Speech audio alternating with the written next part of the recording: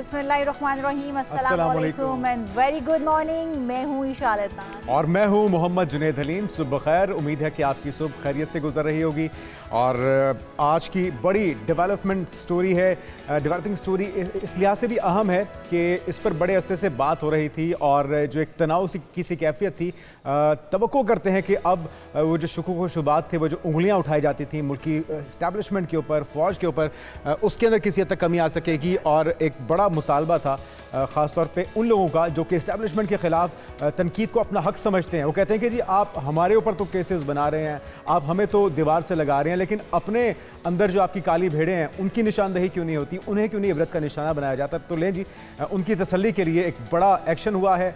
Top city scandal के अंदर Nazim lieutenant general retired फैज़ हमीद के खिलाफ कोर्ट मार्शल की कार्रवाई का आगाज़ कर दिया गया है और फ़ौज ने उन्हें अपनी तहवील में लिया गया। ISPR की तरफ से कल शाम को तकरीबन ये स्टोरी सामने आई, जिसमें साबिक DG ISI फैज़ हमीद को फ़ौजी तहवील में ले लिया गया और आर्मी एक्ट के तहत तादीबी कार्रवाई भी अब शुरू कर दी गई। बिल्कुल ऐसा ही है। और जिस तरह हम कह रहे थे कि एहतसाब, दुनिया ये चाह रही थी, पाकिस्तान पूरा ये चाह रहा था कि एहतसाब जो है वो सबके लिए एक सतह पर होना चाहिए, तो आर्मी ने अपने ही अंदर एहतसाब का अमल शुरू कर दिया है। सुप्रीम कोर्ट के अहकामात की तामील करते हुए तफसीली कोर्ट ऑफ इंक्वायरी की गई है।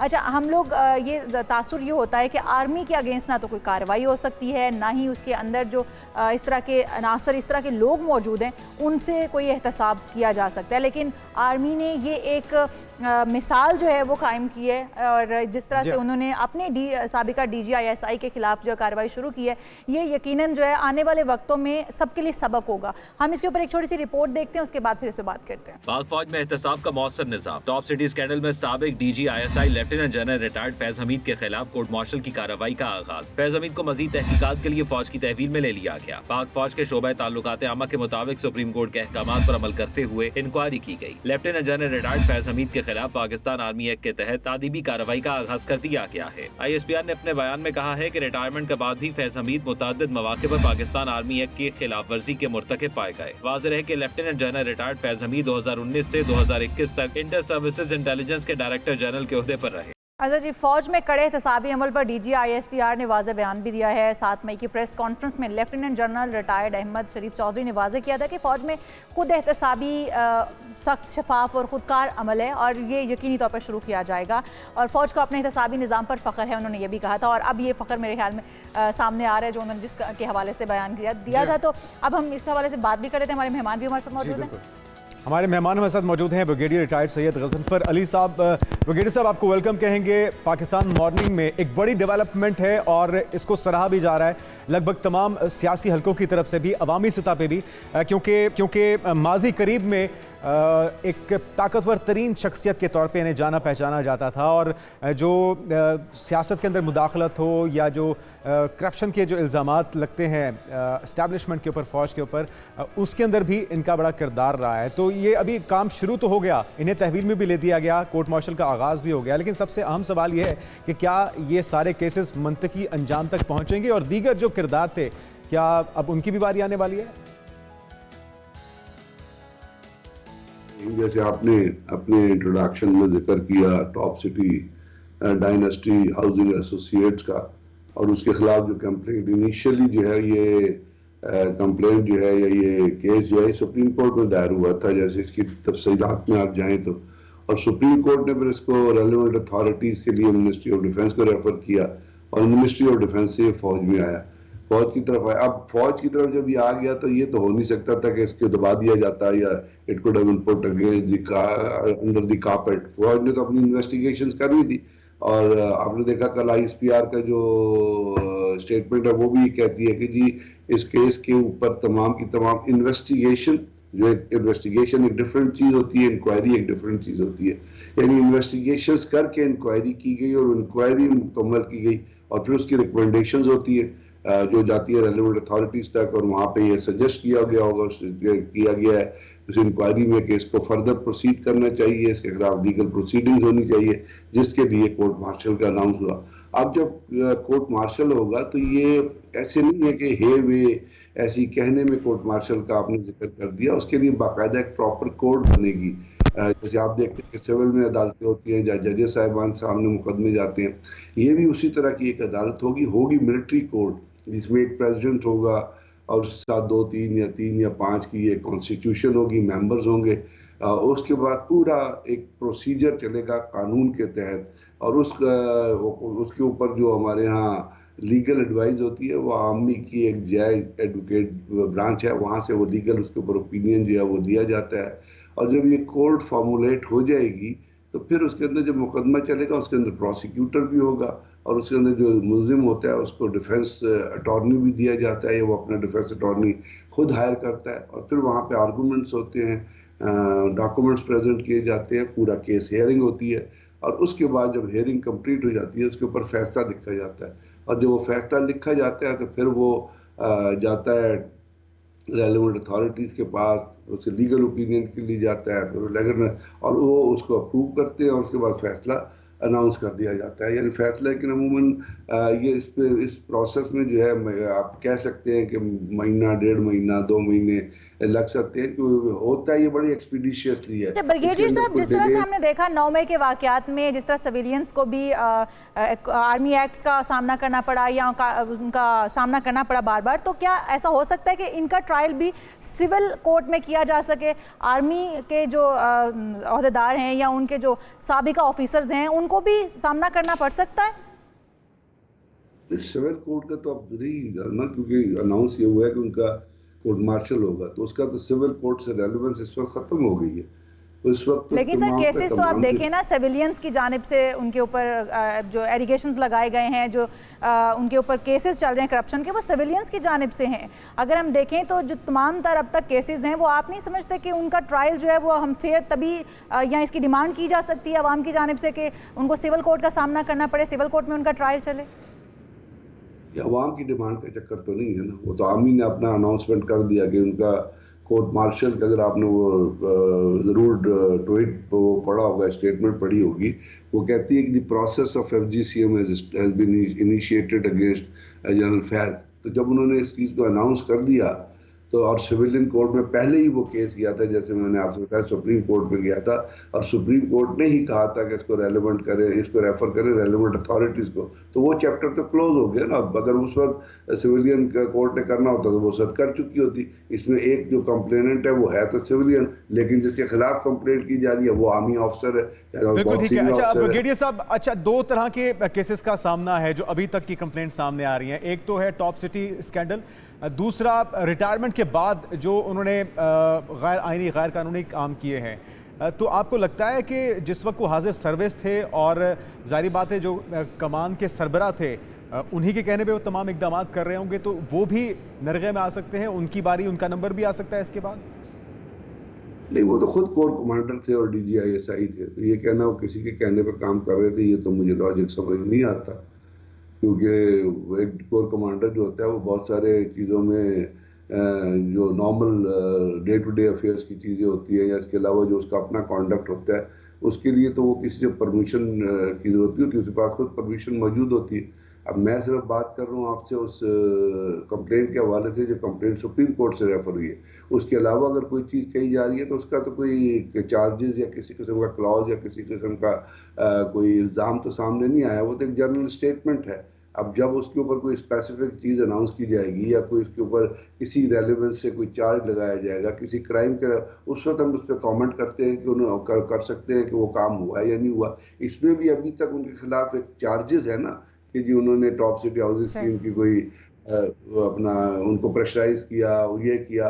अब इसके सबूत जो हैं वो तो अदालतों में जाएंगे, फिर आपको पता चलेगा कि जो इनिशियल चीज़ें हो रही हैं वो ठीक है या नहीं, क्योंकि लीगल प्रोसीडिंग्स ही उस चीज़ को इस्टेब्लिश करेगी, उस अथॉन्टिसिटी को, उस सबूत को जो उनके खिलाफ इंक्वायरी में या इन्वेस्टिगेशन में जमा किए गए वो पेश किए जाएंगे। फिर अदालत ये फैसला करेगी कि उन्होंने क्या सज़ा देनी। तो हम तो सिर्फ उस चीज़ पे कमेंट कर सकते हैं जो आपको आपकी नज़रों के सामने नजर आए, बाकी पोजीशन या प्रोपोजिशन पे तो कोई कमेंट नहीं हो सकता। अच्छा ब्रिगेडियर साहब, एक लेमैन के लिए ये बता दीजिएगा कि कोर्ट मार्शल असल में है क्या, प्रोसीजर क्या है इसका? कोर्ट मार्शल का प्रोसीजर, आधा प्रोसीजर तो हो चुका ना मुकम्मल, एक स्टेज उसकी मुकम्मल हो चुकी जो आपको ISPR की स्टेटमेंट से पता चली कि जी हमने अपनी इन्वेस्टिगेशन और इंक्वायरी मुकम्मल कर ली, और इंक्वायरी जो है एक मेजर जनरल लेवल के ऑफिसर ने की है। यानी दो तरीका, इन्वेस्टिगेशन मतलब होता है आपके डिस्क्रीट इंफॉर्मेशन जमा करें, आप मुख्तलिफ तरीक़ों से इंफॉर्मेशन करा उसको इंक्वायरी में कन्वर्ट करें कि आप उसमें फिर मेरा मुझे लगता है उसमें जो होता है अक्यूज होता है उसका भी बयान लिया जाता है और विटनेसेस के भी बयान लिए जाते हैं। उसके ऊपर बेस करके जो फैसला किया गया वो ये फैसला सामने आया कि इनका फील्ड जनरल कोर्ट मार्शल किया जाएगा। अब इसके बाद दूसरी स्टेज है। दूसरी स्टेज का मतलब जैसे मैंने आपसे अर्ज किया कि वहाँ पे एक कोर्ट कॉन्स्टिट्यूट की जाएगी, उसका एक प्रेसिडेंट होगा और उसके कुछ मेंबर्स होंगे। अब 2 मेंबर होंगे या 3 मेंबर होंगे, ये जब कोर्ट की कॉन्स्टिट्यूशन सामने आएगी तो पता चल जाएगा। वहाँ पे हेयरिंग्स शुरू हो जाएंगी। वहाँ पे जैसे मैंने आपसे अर्ज किया कि वहाँ पे एक प्रोसिक्यूटर होगा जो उस केस को लेके आगे चलेगा। जो चार्जेस उनके खिलाफ इनिशिएट किए गए हैं वो उनको प्रूव करने के लिए अदालत में अपने दलाइल देगा। उसके बाद जनरल फैज़ जो है, जनरल फैज़ हमीद को, वो भी कोर्ट में पेश होंगे, उनके साथ उनका वकील भी होगा जिसको आप डिफेंस अटॉर्नी कहते हैं। वो साफ जाहिर है जो डिफेंस अटॉर्नी है, जो जनरल फैज़ का वकील है, वो उन चीज़ों को निगेट करने की कोशिश करेगा जो प्रोसिक्यूशन अपने अपने हेयरिंग में, अपनी स्पीच में, अपने आर्गूमेंट में साबित करने की कोशिश करेगी। और ये प्रोसीजर ये पूरी अदालत पे, खुली अदालत होती है, ओपन कोर्ट होती है, वहाँ पे ये चीज़ें की जाएंगी। उसको लोग अटेंड भी करेंगे, बिल्कुल ठीक है। सुनेंगे भी। अच्छा ब्रिगेडियर साहब, एक तो यकीनी तौर पे फ़ौज को बहसीत इदारा इस इकदाम से फ़ायदा होगा कि ख़ुद एहतसाबी का अमल, जिस तरह से अभी कुछ रोज़ पहले DGISPR ने न्यूज़ कॉन्फ्रेंस में बरमला इस चीज़ का इजहार किया है कि हमारे ऊपर उंगलियां उठाने वालों के लिए वो वाज़ेह उन्होंने की चीज़ें बहुत सी। लेकिन जो ये प्रोसेस है, आपको लगता है कि एक वाज़ेह मैसेज भी दिया गया है उन लोगों को जो तनकीद करते हैं कि जी ये सियासी जमातों को तो पकड़ धकड़ भी होती है, उनके ऊपर केसेस भी बनते हैं, उनके ऊपर सारा मलबा भी गिराया जाता है, लेकिन खुद एहतसाबी नहीं होती। तो ये कितना वाज़ेह पैगाम है इस इक़दाम के बाद? मैं सिर्फ ये कहना चाहूँगा कि ये मैसेजेस बारहा जा चुके हैं। इससे पहले अगर आपको याद हो, जनरल कियानी जिस वक्त अपना चीफ थे, उस वक्त भी 3 जनरल ऑफिसर्स थे, जिसमें जनरल अफजल मुजफ्फर थे, एक जनरल खालिद मुनीर थे, जिनके खिलाफ कुछ एक इंक्वायरी इनिशिएट हुई थी और उनको फ़ौज के साथ अटैच कर लिया गया था क्योंकि उन्होंने पैसे की इन्वेस्टमेंट की थी किसी ऐसी जगह पे जहाँ उनको नहीं करनी चाहिए थी। उसकी प्रॉपर इंक्वायरी हुई थी। इसके बाद अगर आपको याद हो कि जनरल जावेद इकबाल थे, लेफ्टिनेंट जनरल थे, और उनके साथ एक ब्रिगेडियर रिजवान थे, जिनके खिलाफ जो है वो प्रोसीडिंग्स हुई थी, इसलिए कि ये इल्ज़ाम लगा था कि वो अमेरिकन के साथ उन्होंने पाकिस्तान की कोई सेंसिटिव इंफॉर्मेशन उनको प्रोवाइड की थी, उनको सज़ा भी दी गई थी।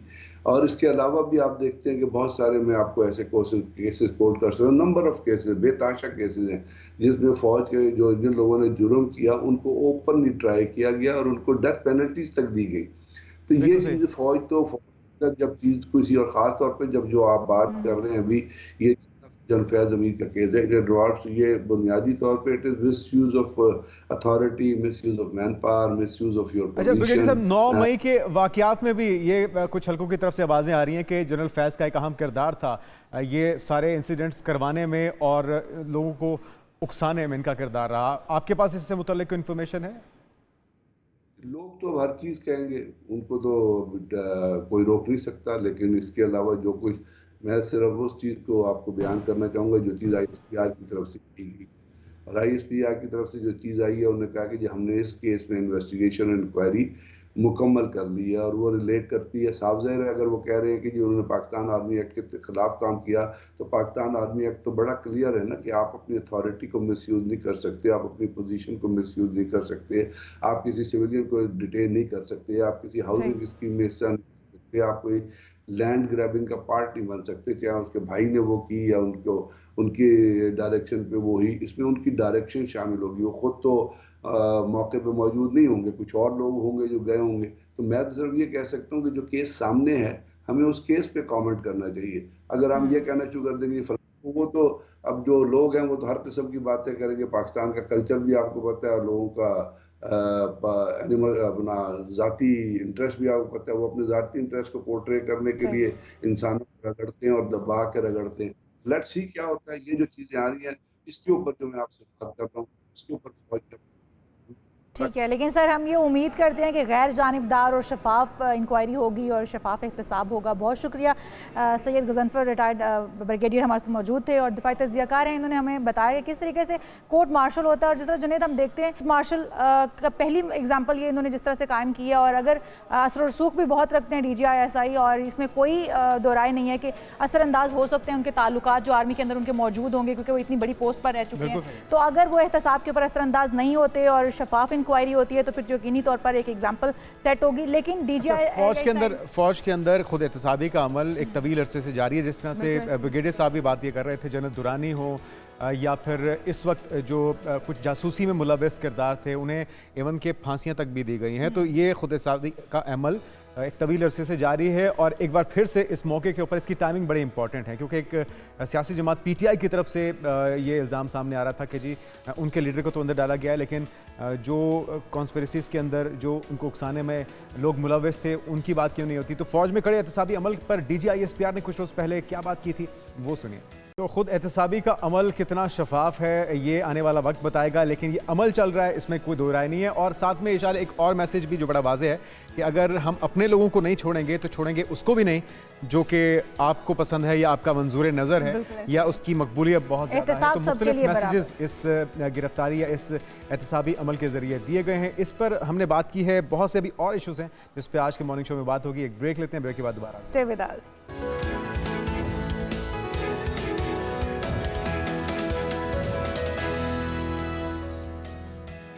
प्रोग्राम में एक बार फिर से आपको खुश आमदेद कहेंगे। कुछ दीगर अहम जो मौज़ूआत हैं उनके ऊपर बात करेंगे। बांग्लादेश की बात करें तो बांग्लादेश में हालात जो हैं कुछ नासाज रहे हैं पिछले दिनों और अब उनकी टीम जो है वो पाकिस्तान जो है वो पहुंच चुकी है और जिस तरह से हम बता रहे थे पहुंचने वाली है आज 13 अगस्त। हाँ, 13 अगस्त को आज पहुंचेगी और आज पहुंचने के बाद वो आराम करेंगे और 14 अगस्त से उनकी जो प्रैक्टिस होगी वो शुरू हो जाएगी। टेस्ट मैचेस की ये सीरीज़ है जो खेलने के लिए वो लाहौर पहुंचे हैं और यकीनी तौर पर उनको मौका नहीं मिला है। जिस तरह से बांग्लादेश के हालात थे और हसीना बाजत के मुल्क छोड़ने के बाद जिस तरह हमने देखा वहाँ पर भगदड़ सी मच गई हुई थी तो उनको उस तरह से मैच खेलने या प्रैक्टिस करने का मौका नहीं मिला।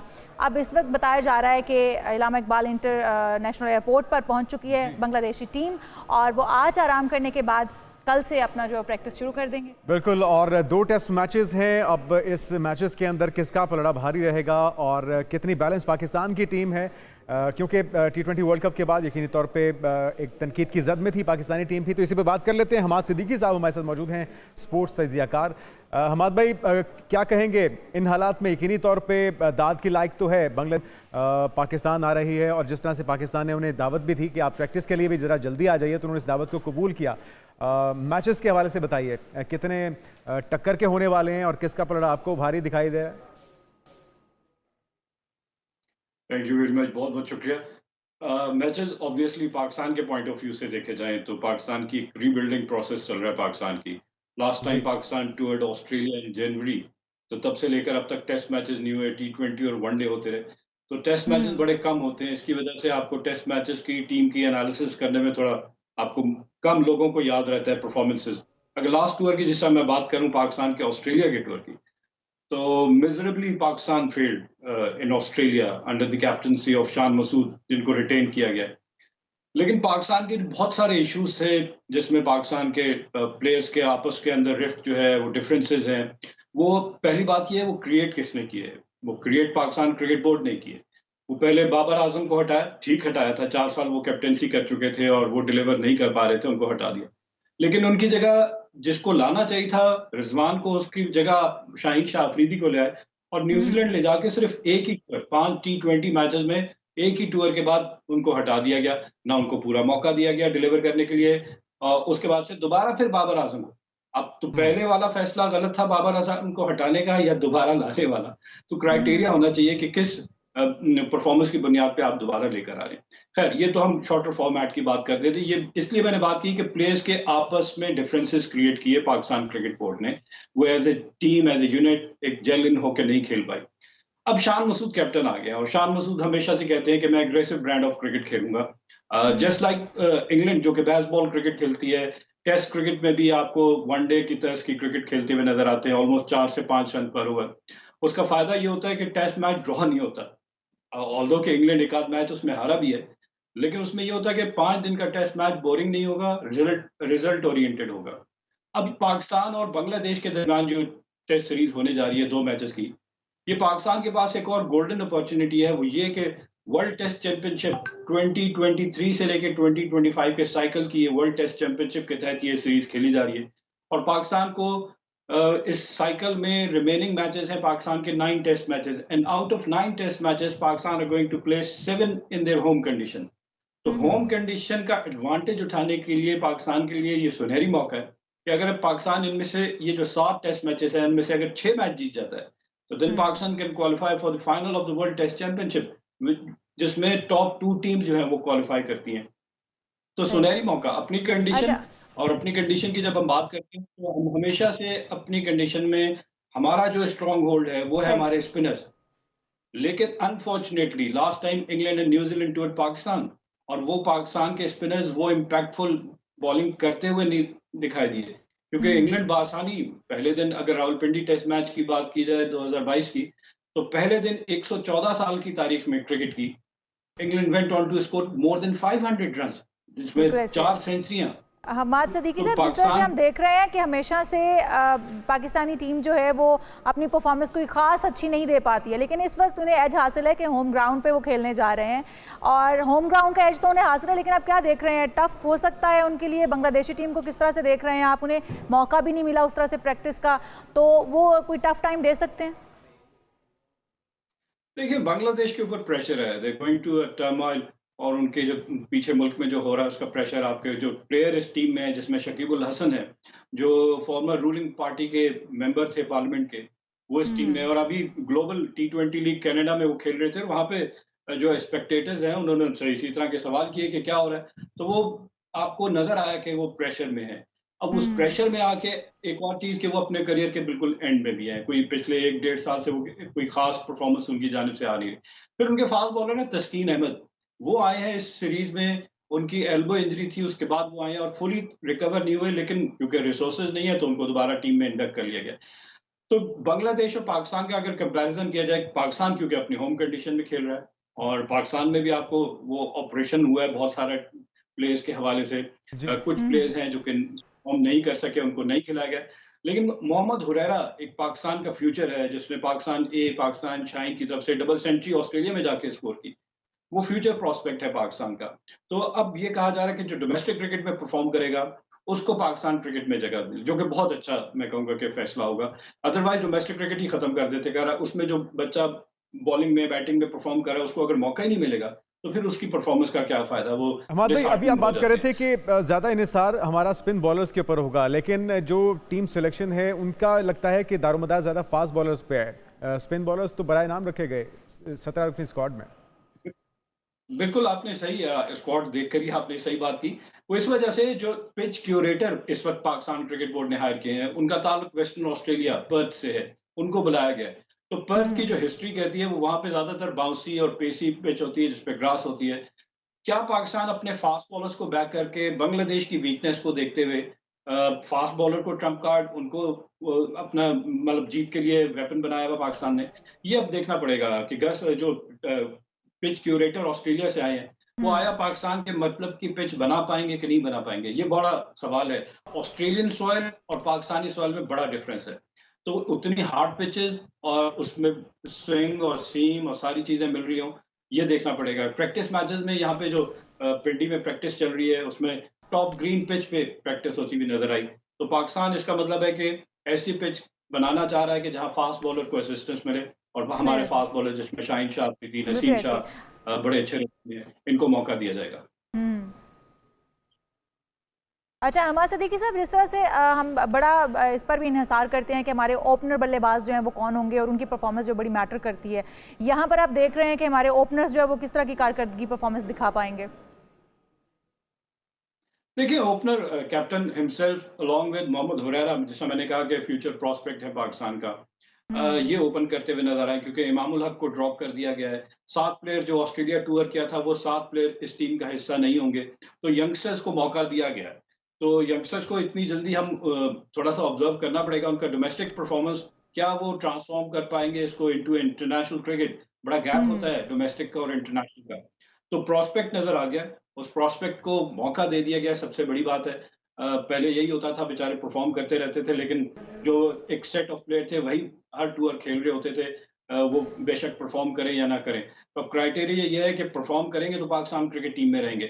लेकिन अच्छा है यंगस्टर्स के लिए परफॉर्म करने का इस इंटरनेशनल फोरम पे अपने सुनहरी मौका सलाहियतों है। को मनाने का एक बेहतरीन मौका है। उम्मीद करते हैं कि अच्छा परफॉर्म कर पाएंगे। हमारे सिद्दीकी साहब हमारे साथ मौजूद है, आपका बहुत शुक्रिया। पाकिस्तान और बांग्लादेश के दरमियान 2 टेस्ट मैचेस की सीरीज़ है और सीरीज़ से मुतालिक भी अपडेट्स आपके साथ शेयर करते रहेंगे। आगे बढ़ते हैं और अब कुछ बात हो जाए जुओं के फ़ज़ाइल पर, क्या ख्याल है? नहीं, जुओं के फ़ज़ाइल पर वैसे हमने आज तक ये सुना है कि तैयारे की जो हंगामी लैंडिंग होती है, या तो कोई पैसेंजर जो है वो उसकी इमरजेंसी की सूरत हाल हो, कोई फनी खराबी हो जाए तो उम्मीद तौर पे इस सूरत में तैयारे को लैंड किया जाता है। लेकिन अभी जो खबर हम आपके साथ शेयर करने जा रहे हैं वो बहुत ही इंटरेस्टिंग है। बड़ी इंटरेस्टिंग है कि किसी खातून की जुओं की वजह से तैयारे की हंगामी लैंडिंग जो वो करवानी पड़ी। और ये मुसाफिर खातून थी जिनके सर में बहुत ज़्यादा जुएं देखी गई और उसके बाद हंगामी लैंडिंग करनी पड़ी। तो कभी इस तरह का वाक़या आपके साथ मतलब ये तो बड़ा ही भयानक मंजर है। वो कुछ मेरे ख्याल में पैसेंजर्स थे जिन्होंने देखा है खातून के सर के ऊपर जुएं ऐसे रेंग रही थी जिस तरह से मतलब है कि कोई उन्होंने पाली हुई है शायद। तो इसको देख के उस चीज़ को रिपोर्ट किया गया नाज़रीन। और ये जो खबर है ये अमेरिकी रियासत लॉस एंजलिस में, जहाँ पे न्यूयॉर्क जाने वाली अमेरिकी एयरलाइन की परवाज़ में फिनिक्स एरिज़ोना की तरफ उससे फिर मोड़ा गया है उस तैयारे को। और टिकटॉक सार्फिन भी बहुत ज़्यादा हैरान है, सोशल मीडिया पे चर्चे हैं इस वीडियो के, इस खबर के। फिनिक्स में हंगामी लैंडिंग के बाद जोडेल्सन ने बताया कि 12 घंटे से हवाई अड्डे पर हूँ और फ्लाइट ग्राउंड कर दी गई है, जिसकी वजह खातून के सर में जुओं का मौजूद होना है। और आप ये देख भी सकते हैं, बहुत ही हैरानकुन ये सूरत हाल होगी। और सिर्फ जहाज़ को लैंड ही नहीं किया गया बल्कि जो मुसाफिर थे वो बहुत ज़्यादा परेशान हो गए और एक खौफ की सी कैफियत थी। यकीनी तौर पे ऐसी सूरत हाल बनी है तभी इस तैयारी को। अच्छा, हम लोग अमूमी तौर पर ना बच्चों के सर में देखते हैं जुएं पड़ जाती हैं, बच्चों को स्कूल गोइंग होते हैं तो इस तरह के वाक़यात पेश आते हैं। लेकिन किसी खातून के सर में जुएं और उसकी वजह से हंगामी लैंडिंग, ये पहली बार सुना है और एम्बैरेसिंग भी है। तो यकीनी तौर पर उस खातून ने सर साफ़ कर लिया होगा, उसके बाद जुएं निकाल ली होंगी ताकि दोबारा से फ़्लाइट जो है वो उड़ान भर सके। तो अब हम कुछ इसी तरह की एक अनोखी एक और ख़बर है जो हम आपसे शेयर करना चाहते हैं। वियतनामी खातून है एक, जो पिछले तकरीबन 30 साल से सोई नहीं है। ऐसा मुमकिन है? बिल्कुल नहीं है। 8 घंटे की नींद, 7-8 घंटे की नींद अगर आप डेली ना लें तो आप सर्वाइव नहीं कर सकते। बहुत मुश्किल किसी भी वजह से अगर 24 घंटे भी जागना पड़ जाए तो मेरे ख्याल में हमारी तो हवाइयाँ उड़ जाती हैं। बिल्कुल ऐसा ही है। और ये खातून है जिनको आप देख भी रहे हैं, 30 साल से नहीं सोई है, मीडिया रिपोर्ट्स बता रही हैं। और 49 साल ये खातून हैं जिनका ये अपना दावा है। मेरे ख्याल में इनके साथ कुछ लोगों को छोड़ना चाहिए और इस बात की तस्दीक होनी चाहिए, क्योंकि क्यों ना आपको इस काम के मुझे लिए तो चुना जाए कि आप जाग सकेंगे देखने के लिए। हाँ, लेकिन ये मतलब बहुत लंबा अरसा है। और पिछली 3 दहाइयों से वो कह रही हैं कि वो मुसलसल जाग रही हैं और उन्हें पढ़ाई करने का शौक़ है, तो वो रात को सोने की बजाय वो खातून जो है पढ़ना पसंद करती हैं।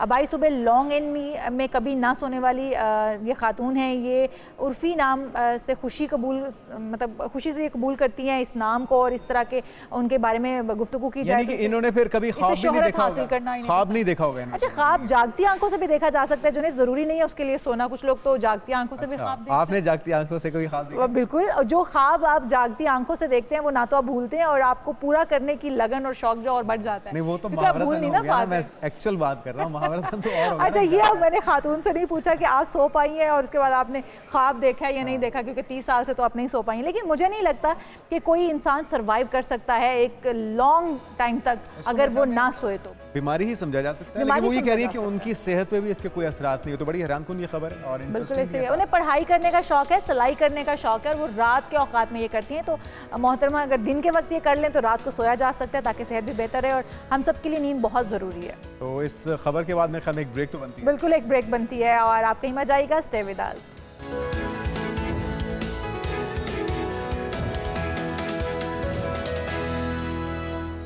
अजीम, ब्रेक के बाद खुशामदीद। अगर पाकिस्तान जब से बना है नाजरीन, लगभग 77 साल हो चुके हैं और हर दौर में ही यही कहा जाता है कि पाकिस्तान को मुख्तलिफ चैलेंजेस का सामना है। लेकिन दौर हाजिर की चैलेंजेस की, मसाइल की, मुश्किलात की बात की जाए तो उसमें सर फहरिस्त मुल्क की मईशत का मामला है, जिसकी बेहतरी के लिए दावे भी किए जाते हैं, कोशिशें भी की जाती हैं। और अब एक नया मंसूबा तैयार किया गया है हुकूमत पाकिस्तान की तरफ से, जिसमें कहा यह जा रहा है कि मईशत की तरक्की के लिए बरतानवी माहिर अब माशियात की निगरानी में 5 साला प्लान तैयार किया गया और मईशत की बेहतरी का मंसूबा कल यानी कि यौम आज़ादी पर जारी किए जाने का फैसला किया गया है और इस चीज़ का इम्कान जाहिर किया गया है। इसका इफ्तिताह करेंगे वज़ीर-ए-आज़म शहबाज शरीफ। और देखना यह है कि कितना कारगर साबित होता है और क्या इससे वाकई मुल्क की मईशत में कोई बेहतरी आती भी है या सिर्फ एक दावा ही साबित होता है इस बार। मुजव्वज़ा जो मुआशी एजेंडा है, रोड मैप है, 5 साला मंसूबा है, उसको कल मंजर आम पर लाया जाएगा। और जिस तरह बताया जुनैद ने कि बरतानवी जो माहिर हैं उनको इसके ऊपर सुपरविजन में उनकी ये जो प्लान शुरू किया जाएगा। लाहौर के अंदर मेरे ख्याल में, पाकिस्तान के अंदर हमारे कोई ऐसे मौजूद नहीं है माहिर जो इसको सरंजाम हाँ, दे ये एक सकते। सवाल है। स्टीफन डर्कन नाम जी, बरतानवी इकोनॉमिस्ट हैं, उन्हीं के नाम पे, उन्हीं के स्टीफन नाम डर्कन के नाम पे इस मंसूबे को त्याग किया गया है, इस मंसूबे का नाम रखा गया है और 2028 तक सालाना 6% माशी तरक्की का हदफ तजवीज़ किया गया है। उनका ये कहना है कि हर साल 6% इसमें तरक्की का हदफ रखा गया है। तो $60 अरब तक ले जाने का प्लान है। इस मंसूबे के तहत इस पे कितना अमल दरामद हो सकता है, कितना नहीं हो सकता, इसी पर बात करने के लिए हमारे साथ एक स्टूडियो गेस्ट भी हैं, माहिर जी। मईशत। हमारे साथ डॉक्टर हाकान हसन नजीब, साबिक मशीर वज़ारत ख़ज़ाना मौजूद हैं। बहुत शुक्रिया सर आपके वक्त का। इस प्लान के हवाले से आप क्या कहेंगे? बरतानवी माहिर को हमने इस 5 साला मंसूबे को सरअंजाम देने के लिए लगा दिया है। इस प्लान के बारे में आप क्या समझते हैं, कितना सक्सेसफुल रहेगा? So I think a couple of things are very important. Pakistan ने हमेशा एक आउटसोर्स्ड थिंकिंग पे बिलीव किया है। आप देखिए कि 24वां IMF प्रोग्राम करने जा रहे हैं। Multitudes of world bank, ADB projects, programmes Pakistan में चल भी रहे हैं और पिछले 77 साल से चल रहे हैं। सो ये कोई नई चीज नहीं है। The good part in the plan जो इस वक्त सामने आ रहा है वो ये है कि ये सब वही चीजें हैं। आप ABN के साथ ही अगर मेरे पुराने इंटरव्यूज निकाल लेंगे तो मैंने हमेशा कहा है कि आप अपना मालियाती खसारा संभालने के लिए अपने टैक्स रिफॉर्म्स तो कर ही रहे हैं, पर अपने एक्सपेंडिचर रिफॉर्म्स करें। हालांकि इस प्रोग्राम जो उन्होंने अभी तक सामने रखा है, एक्सपेंडिचर रिफॉर्म्स का कम जिक्र है। फिर उन्होंने कहा है कि पाकिस्तान की जो balance of payments growth constrained growth है, इसका मतलब है कि जब भी हम ग्रो करना शुरू करते हैं तो एक करंट अकाउंट का चैलेंज आ जाता है। तो एक्सपोर्ट्स को बढ़ा के पूरा कीजिए, प्राइवेटाइजेशन कीजिए। एनर्जी सेक्टर, मेरा ख्याल है मैंने कई आर्टिकल्स तो पाकिस्तान पे लिखे हैं, कई रिसर्च पेपर्स लिखे हैं जिसमें मैंने बार बार कहा है कि एनर्जी सेक्टर पाकिस्तान को रोके हुए है हर लेवल पे, मैन्युफैक्चरिंग पे भी, एग्रीकल्चर पे भी, कमर्शियल सर्विसेज पे भी। सो इसकी तंजीम नौ करना बहुत जरूरी है। इसी तरह जो एक्सपोर्ट पोटेंशियल एग्रीकल्चर का है, IT का है, और पाकिस्तान को एक डिजिटलाइजेशन करके, यानी कि जिसका मतलब ये है कि फाइनेंशियल सर्विसेज बढ़ाना, एक्सेस बढ़ाना, ये सारे काम, I think this are all known facts. जो 9 रोड नहीं डॉक्टर साहब, इस अप्रोच को आप कैसे देखते हैं कि हम कर्जा भी उन्हीं से लेते हैं, फिर मसले के हल के लिए भी वहीं से माहिरीन आ रहे हैं। वहाँ का माहिर यहाँ के एक आम आदमी की, एक मजदूर की, एक दिहाड़ीदार की या कि नौकरी पेशा शख्स की मुश्किलात को, मसाइल को, चैलेंजेस को क्या समझ पाएगा और उसका हल तजवीज़ कर पाएगा? और क्या एक आम पाकिस्तानी की ज़िंदगी में से कोई बेहतरी होती भी देख भी रहे हैं आप? देखिए, एक तो बात यह है कि जिन ममालिक ने भी तरक्की की है, लार्जली हमें जो रिसर्च है वो ये बताती है कि उनके अपने डॉक्टर्स ने, बिकॉज वो कॉन्टेक्स्ट को भी समझते हैं, मुल्कों को भी समझते हैं, और सारे ही बाहर से पढ़ के आए हुए होते हैं। कोई ऐसी इसमें नई बात नहीं है। हम भी उन्हीं यूनिवर्सिटी से पढ़े हैं जहाँ से ये लोग पढ़े हैं, हमने भी उन्हीं जगहों पे काम किया जहाँ पे इन्होंने काम किया। इसमें कोई लेकिन डॉक्टर फर्क साहब, नहीं होता। ग्राउंड रियलिटी नहीं जानते हैं वो पाकिस्तानी। जिस तरह से जुनैद ने कहा कि जो पाकिस्तान में इस वक्त मसाइल चल रहे हैं, उनका इदराक किसी बाहर के माहिरीन मौशियात या इक्तसादियात को नहीं हो सकता, जो कि एक पाकिस्तान के अंदर बैठे हुए को हो सकता है। ये थोड़ा सा फ़र्क नहीं समझते आपके है कि पाकिस्तान के अंदर से भी माहिर मौशियात लगाए जा सकते थे, गो के वो भी बाहर की यूनिवर्सिटी में पढ़ के आए होंगे? पर अभी हम 77 इयर्स में आउटसोर्स थिंकिंग पे ही है ना। सो चलें, दूसरी बात यह है कि ये सब भी उन्हीं रिपोर्ट्स और उन्हीं चीज़ों पे रिलाई करते हैं जो हमने लिखी होती हैं। So you know that is there. But जो असल पार्ट है ना, जो कॉन्टेक्स्ट इशाल समझने की बात है, वो ये कि क्या ये सब चीज़ें जो कि 77 इयर्स में विद अ डिफरेंट टिंच हम कहते रहे हैं, डिफरेंट लोग हमारे एल्डर्स कहते रहे हैं, ये हुई क्यों नहीं है? I think that is the more important part of this, जिसमें पॉलिटिकल विल अगेन एक आसान चीज है कह देना। सो जो कॉन्टेक्स्ट है वो ये है कि जो ईशाल कह रही हैं कि जो प्रोफेशनल और टेक्निकल हेल्प मिनिस्ट्रीज में, रेगुलेटरी बॉडीज में, ऑपरेशंस ऑफ डिस्कोस में मिसिंग है, उसका तो असल जिक्र जो है वो हमने खुद ही करना है। ये एक प्लान है जो वैसा ही है जैसे बहुत से हम प्लान कह डॉक्टर रहे साहब, हैं। ये लोकल काबिल अमल होगा ये प्लान? क्योंकि अगर इसके कुछ नुकात की बात की जाए, सालाना 6% तरक्की का हदफ रखा गया है, $60 अरब तक ले जाने का जो प्लान है मुल्की बरामदात को, और 10 लाख मौके रोजगार के, ये सारी चीज़ें डूएबल हैं आपके ख्याल में? कहा ये जाएगा कि पाकिस्तान एक IMF के साथ एंगेजमेंट में है। इस साल 3-3.5%, अगले साल 4-4.5% की ग्रोथ जो है वो मुतवक्को है, depending on how the economy place. ये एक स्टेबलाइजेशन का फेज है। इसमें अगर हम अपना रिफॉर्म पाथ एनर्जी पे, ग्रोथ पे, यानी कि डीरेगुलेशन पे, प्राइवेटाइजेशन पे कुछ करने में जुनेद कामयाब हो जाते हैं, तो इन दी आउटर ईयर्स 27, 28, 29 जिस 6% ग्रोथ का आप जिक्र कर रहे हैं वो सस्टेनेबल बेसिस पे अचीव की जा सकती है। Now again, here's the most important part which is completely missing in every plan that Pakistan makes, and that is the following, जो ईशाल कह रही थी। पाकिस्तान को एक HR क्राइसिस है, इसको समझने की कोशिश करें, चाहे वो हमारी मिनिस्ट्रीज या डिविजन्स हो, चाहे वो हमारे रेगुलेटरी बॉडीज नेपरा, ओगरा, पेपरा, ये सब हों, चाहे वो हमारे ऑपरेशनल अदारे हों जैसे कमर्शियल हम डिस्कोस को, सुईस को चला रहे हैं। जब तक आप इसमें पब्लिक सेक्टर में प्रोफेशनलिज्म नहीं लाएंगे जगह जगह पर, जो इस डिजाइन फ्रेमवर्क को बना सके, जिसका एक मैक्रो प्लान अभी हम डिस्कस कर रहे हैं, फिर उसके बाद उसको इम्प्लीमेंटेशन फ्रेमवर्क दे सके और फिर सी थ्रू कर सके कि अगले 3 साल में ये सब चीजें हों। वरना वही बात है कि ये सारे प्लान्स तो बहुत सी जगह पे मौजूद हैं, और पाकिस्तान को फिर कैसे आगे लेकर इनको इम्प्लीमेंट करना है with a design framework, with a timeline, अगर तो हम ये कर पाएंगे तो 3 से 5 साल में ही पाकिस्तान के जो अभी नंबर्स हैं वो बहुत मुख्तलिफ दिखना शुरू हो जाएंगे। ये तो बात कंसिस्टेंटली मैं हमेशा कहता रहा हूँ, सरकार के अंदर भी कहता रहा हूँ, बाहर भी कहता रहा हूँ। मसलन मैं सरकार में कहता था कि 250-300 अरब की पेंशन है, ये बढ़ के 1000 अरब हो जाएगी, आज 1000 अरब हो गई। आज तक हम वो पेंशन का रिफॉर्म जो है वो करने में स्लो हैं, नहीं कर पाए, कमिटीज पे बिलीव करते रहे। So let's believe in this, that our EHR issue needs to be solved before we even think of going and designing programs and implementing them. Again, ये एक अच्छी कोशिश है, कोई कर ले, ये वही कोशिश है। लेकिन डॉक्टर साहब, जिस तरह आपने भी ये कहा कि इस तरह के प्लान्स पहले भी दिए जाते रहे हैं लेकिन उनके ऊपर इम्प्लीमेंटेशन बहुत मुश्किल है, और जिस तरह से आपने कहा कि सरकारी सतह पर भी इसको इम्प्लीमेंट करवाना और उस तरह से रेगुलेट करना चीज़ों को, ये बड़ा ज़रूरी है। आप क्या समझते हैं इस वक्त हमारी मईशत जो है, हम हर हुकूमत से यही सुनते आते हैं, जब हुकूमत में आते हैं तो वो कहते हैं कि हमारी मईशत लड़खड़ा रही है, हमारी मईशत को ये मसाइल दरपेश हैं, ये मसाइल दरपेश हैं। इस वक्त हमारी मईशत कहाँ पर खड़ी है, और जो हमारे ममालिक में आके, हमारे पाकिस्तान में आके दीगर ममालिक इन्वेस्टमेंट करना चाहते हैं, उनके लिए कोई मौके हमने रखे हैं, इस तरह की कोई आसान पॉलिसीज रखी हैं? Eshal, the good part is कि एवरीवन नाउ almost agrees कि पाकिस्तान की रेसिपी क्या है। So you know that's the good part. Local doctors भी जो बाहर से आ रहे हैं वो भी, that's the good part. इस वक्त मईशत यहाँ खड़ी है कि IMF की एक एंगेजमेंट हुई, उससे एक स्टेबिलिटी दिखाई दे रही है। रुपए को देख लें, बैरूनी खसारे को देख लें, इन्फ्लेशन को नीचे जाता हुआ देख लें, थोड़ा सा आपका टैक्सेस लगाकर रेवेन्यू बढ़ा है। सो एक मैक्रो स्टेबिलिटी आपको दिखाई दे रही है।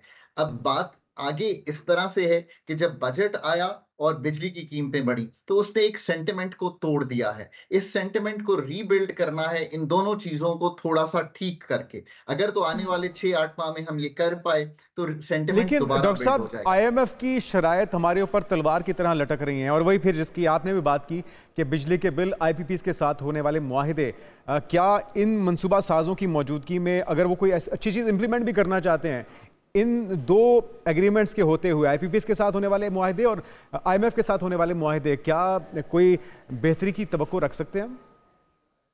If you have a good negotiating team on the government side, on authorities अगर अच्छी एक टीम प्रोफेशनल बिल्ड करें तो वो IPP से भी और IMF से भी बेहतर नेगोशिएट कर सकती हैं, इसमें कोई शक नहीं है। मैंने हमेशा कंट्री अथॉरिटीज को यही मशवरा दिया है कि आप अपनी टीम बड़ी सॉलिड रखें, अपना होमवर्क बहुत अच्छा रखें, तो आप काउंटर प्रपोजल्स अच्छी दे सकते हैं। एक ईशाल ने और सवाल किया था कि क्या इन्वेस्टमेंट में पाकिस्तान आएगी, क्या ज़रूरत है? बहुत ज़रूरत है। 13% पे इस वक्त इन्वेस्टमेंट टू जीडीपी है, ये 50 साला लो को हिट कर गया है।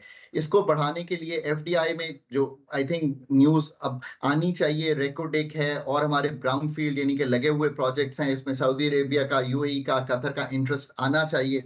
We should be moving on that. At least ये एक रे ऑफ होप है पाकिस्तान के लिए। डोमेस्टिक इन्वेस्टर इस वक्त थोड़ा सा आई थिंक जिसे कहते हैं कि उतना होपफुल नहीं है। After the budget and the electricity changes, इन दोनों को ठीक करेंगे तो उसको भी एक्साइट करना और पड़ेगा। इसके सम्राट, इसके शराइ असरात आपकी राय क्या है कि कब तक आना शुरू हो जाएंगे, जो महसूस भी हो अगले एक आम 2 से पाकिस्तानी 3 को रिलीफ की सूरत में?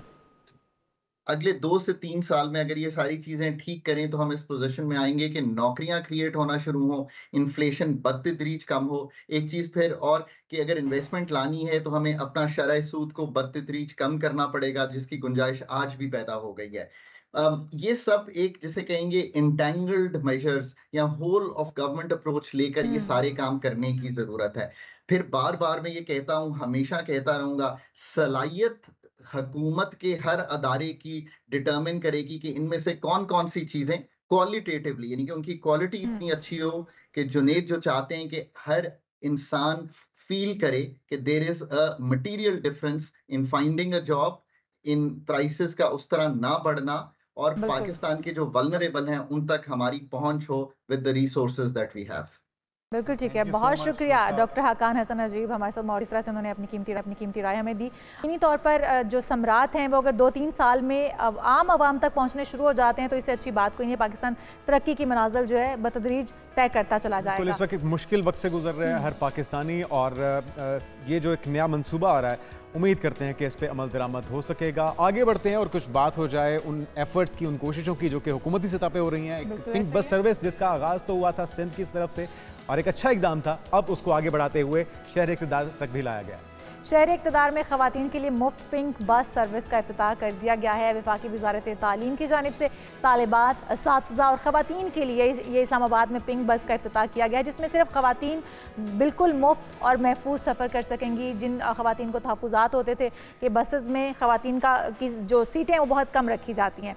तो किरण खान हमारे साथ मौजूद जी, है। हमारी नुमाइंदा मौजूद हैं, उनसे बात कर लेते हैं कि कितना पुरसुकून और रिलैक्स फील कर रही हैं। किरण, क्या कहना है ख़वातीन का इस्लामाबाद की इस पिंक बस सर्विस को कितना सराहा जा रहा है? मुफ्त, महफूज और आसान सफरी सहूलियात। जी हाँ, वज़ीर-ए-आज़म शहबाज शरीफ की हदायत पे वज़ारत तालीम ने पिंक बस सर्विस का आगाज़ इस्लामाबाद भी कर दिया है। अब इस वक्त मेरे पीछे देख सकते हैं कि ये पिंक बस सर्विस जो है इस्लामाबाद के तमाम रूट्स के ऊपर आपको दिखाई देगी।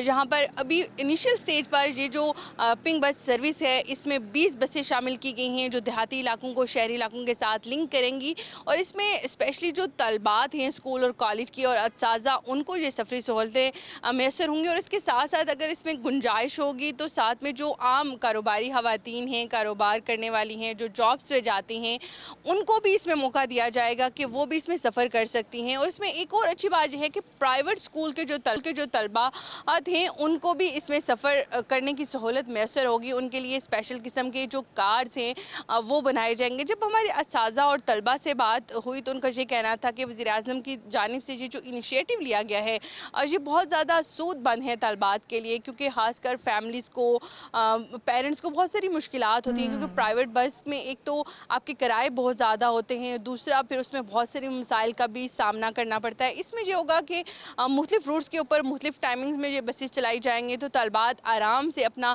सफ़र जो है वो कर सकती हैं सहूलत के साथ। इसमें ना किसी किस्म की परेशानी और ना झंझट की बात है। और दूसरी सबसे अहम बात यह है कि इसका कोई भी किराया नहीं रखा गया, ये मुफ्त है बिल्कुल। और इसमें ना ही खवातीन को पेट्रोल भरने की जो झंझट है उसका टेंशन लेने की ज़रूरत है, ना ही किराए की ज़रूरत है। वो आराम से आ सकती हैं, इनके अंदर सफ़र कर सकती हैं। इस तरह की इनिशिएटिव मुल्क भर में लेने चाहिए ताकि जो स्पेशली खवातीन हैं। ठीक है किरण खान, बहुत शुक्रिया आपका। आपने जिस तरह जुनेद देखी कितनी खूबसूरत कलर की बसेस हैं। बसें भी बहुत खूबसूरत हैं और इकदाम भी खूबसूरत है। और मैं तो कहता हूं कि दो शहरों ने इसको पूरे पाकिस्तान में फैलाना चाहिए ताकि महफूज अंदाज में हमारी बहनें, बेटियां, माएँ सफ़र कर सकें, और इस सिलसिले को आगे बढ़ाना चाहिए। तो एक ब्रेक ले लेते हैं, हेडलाइंस का टाइम हो गया। एक शॉर्ट ब्रेक के बाद हम वापस आएंगे। स्टे विद अस।